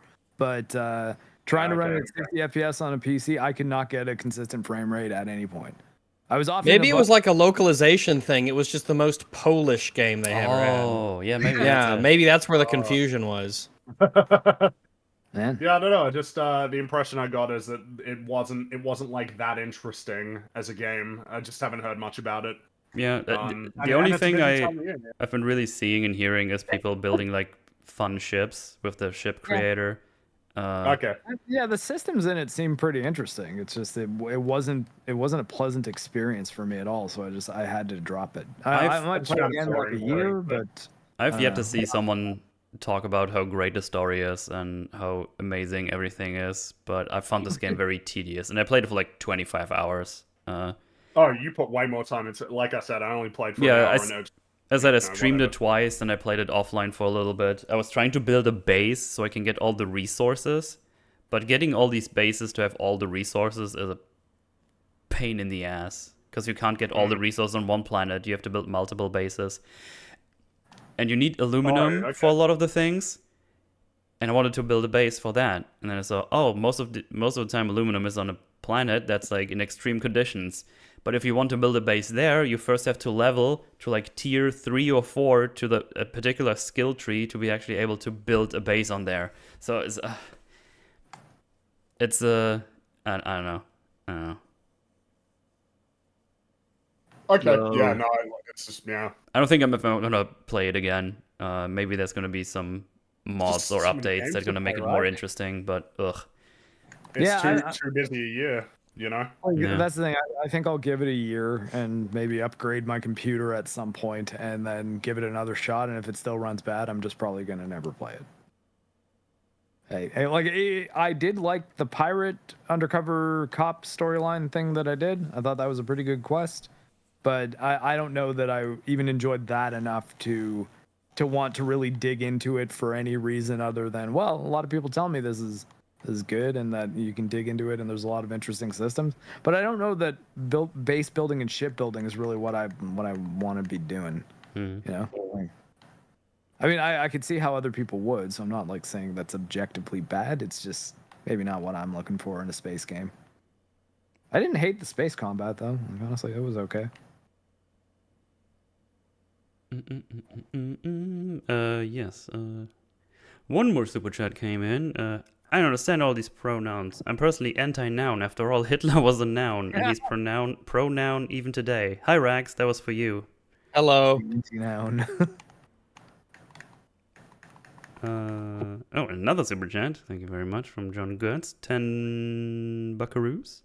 NRLs just not care about base building and resource management and adventuring RPG. Yeah, as Mark just pointed out, yeah.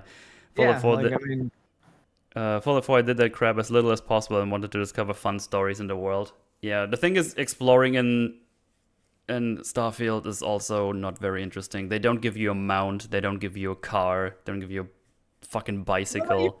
Don't let you fly your ship in atmosphere.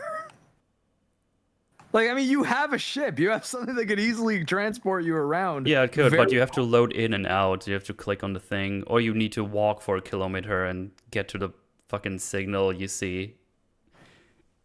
Yeah. Because you land and then there's like randomly generated events that happen. Like, there's a cave, there's a base, there's a pirate ship that landed, and then you can go there. But sometimes it's like far away, and you can't really travel that quickly, so it takes a while.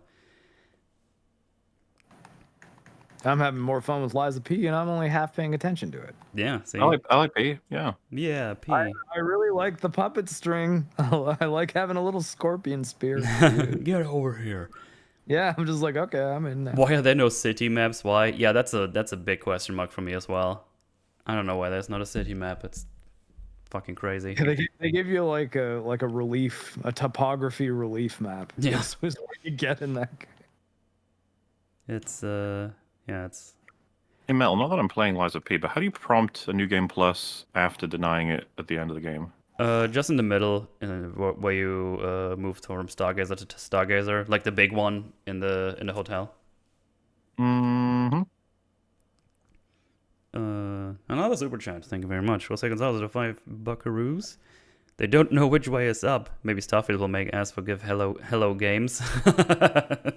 I mean, yeah, that was a fun rant he had there. Yeah, for all Hello Games' faults, man. I mean, they turned No Man's Sky around quite a bit. Absolutely. I need to play that game one day. One day when I have unlimited time on my hands. But I think that wraps it up. I think we made good time of Expendables and all the other way more interesting things we talked about. Oh right, this was an Expendables. I remember Expendables. Yeah, Expendables bad. Fuck that movie. Remember at the very end when Jason Statham and Ocelot Man, they were about to have their final showdown, and the helicopter shoots its rockets and kills all the mooks. And then there's that like silence where Statham walks towards Ocelot, and the helicopter's just magically gone. And then right before they get into their fight, the helicopter reappears magically again and machine guns them away. Yeah, it's a stealth helicopter. That's just like a thing that just happened. It's like the movie forgot there was like a helicopter, and the bad guy forgot about it too. Yeah. He was just standing out there, like he just forgot that a helicopter came and blew up all of his dudes. That was weird. I think he even says, "Oh, you brought like reinforcements." Yeah, and then just focuses on air support. Yeah, that was really weird. It was very weird. Another bit of Nero. No, you may never leave. Damn it. Sorry, guys, we're totally gonna go. But yeah, hey, this was fun. We made this fun. We're very good at making things fun. That's our burden. Yeah. Oh, another super chat. So, Lies of Peace, basically Bloodborne plus Fairy Tale. What other fairy tales would you like to see Bloodborne-ified? Oh fuck yeah, Mel. We never even talked about the fact that Dorothy is mentioned at the end of the game. Oh yeah. The basically Lies of D is the next game. And ironically, I'm pretty sure they're baiting that she's going to be in the next game. Like, yeah. Okay. I don't understand really, but okay. I like the idea of like a D. What other fairy tale? I think I like the idea of like I don't know, maybe like Red Riding Hood, like Soulsborne. That's kind of gotta game. be one you put in if you're doing that, right? Like, come on. Give her, like a sword or something, and then she fights monsters in the forest. Yeah, Dorian Gray is mentioned in Lies of P as well. Yeah. Oh really? Anyone ever read Fables though? Fables, Bill Willingham. Well, I read a couple of volumes because I played The Wolf Among Us. So I thought it was really cool. Fables is cool. That's a cool little series. The idea of putting a bunch of fairy tale characters together in the same universe can be done pretty well, I think. Yeah, I think so. Yeah, I want to see them make more of these games. I was pretty happy with what they did. If they do one even more polished, hey, I'm all for it. I'll play the next one for sure.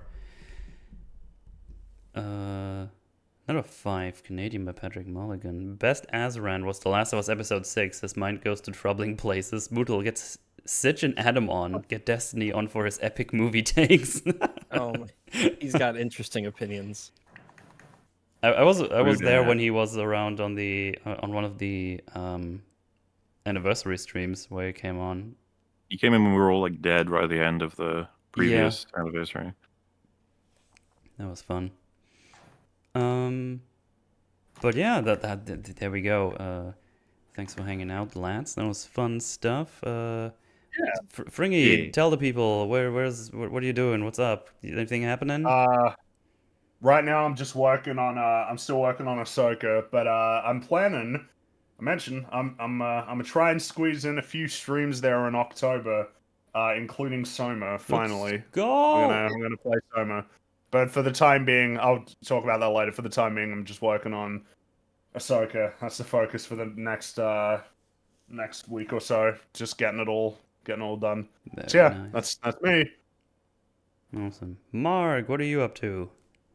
I guess right this second I'm playing Liza P. But in general, though, stream clips of my streams go up usually every day or a couple days on my channel, and I'm working on a major project about Japanese role-playing games. Whoa. But tomorrow I'll be on a stream with my wife X-Ray Girl on our channel Human Cyborg Relations, where we'll talk about relationship stuff. Dude, that's what C-3PO says. Yeah. Whoa. Yeah, go It's check like it the out. Star Wars. Deal with it. Mutually, when is your next video? That should be soon, right? You haven't done one in like ages. Tomorrow. Well, to dispel any assumed myths, I'm also making Ahsoka episodes. You got Fringy's on the first 4. I'm on 5 and 6, and then he's on 7, and 8 is to be confirmed. But this is so that we get them out to you faster, you piranhas, you disgusting, wonderful people. Oh my god. So that's just constant for me, is getting that chopping and editing and doing all them flames. After that, I'll be sorting out arc-related EFAP movie things, because the Saw was difficult, but that's also coming out on the 1st. That's when this first one is. Woo-hoo. And you're getting Saw. This is how crazy this shit's gonna get. You got EFAP on Saturday, then Saw 1 on Sunday, Saw 2 on Monday, and then Ahsoka Episode 5 on Tuesday, then Ahsoka Episode 6, I believe, either Wednesday or Friday, and then Ahsoka Episodes 7 and 8 on Sunday, the following week. You may find this month is stacked to the brim with EFAP content, and that might mean that there may be less mainline episodes that me, Rags, and Fringy will do, because we can instead use some time to catch up on Superchats while also pumping out wonderful coverage that I'm excited for you all to see. It's gonna be great. Hashtag Halloween, woohoo, spooky. Someone is hooming already in chat. That's crazy. Whoa. Well, there you go. And people saying like, oh, because streaming Soma, I guess I should stream Sekiro. It's like, I'll get to it next year. Nice. Hey, you take all the time you need, man. I'm Sekiro's champion. Hoomer. Good game. Rags, what are you doing? Oh, not much. Cool. All right, wrapping up stream. Click. But yeah, all those links are down below. Go find the things for all the EFAP shenanigans, the MauLer channel, all below our faces. You can find all the linkage there. As for me, I've been cutting audio in my video. I got all the currently recorded audio finally cut, so now it's redrafting the audio. Woo! Yeah. I hate audio cutting, sucks ass, but it's got to be done. So yeah, that's just chopping away, and yeah, Spookyween streams. I'm gonna be playing Signalis, Alan Wake 1, American Nightmare, and 2, and maybe Control. That depends if I have the time. Yeah, just working away on that thing. I think that's already enough for the Spookyween streams, because all the recording stuff is going on. But yeah. Well, you won't be starved for content this month. I can tell you that. That's gonna be a lot overall. Streams, EFAP, movies, all that stuff. Rebirth stream. You get out of here, you disgusting creature. Amnesia Rebirth. A revisit of Rebirth. Amnesia. Oh, that game was shit. Yeah. Now I'm just in the bad mood that you reminded me of that game. Thank you. Bragg is right. It was bad. But yeah, I hear a lot of good about the bunker, Amnesia the bunker. More like the Spunker. Nice. I replayed that game. But yeah. There's one more super chat that came in between. Tenet is better than Oppenheimer. Gnome Frick said that apparently. Okay. Gnome Frick? Yeah, Gnome Frick. Maybe it's Gnome. Oh god, Gnome. and there's the last one. This is just a glizzy. I had to. Beautiful. That's good. Got some glizzies right there at the end. But yeah, there you go. Thanks for hanging out. Thanks for all the memberships and super chats. Very much appreciated. And yeah, I'll catch you all next time at some point. Goodbye. Bye. Goodbye, everyone. Toodaloo. See you later. Bye bye.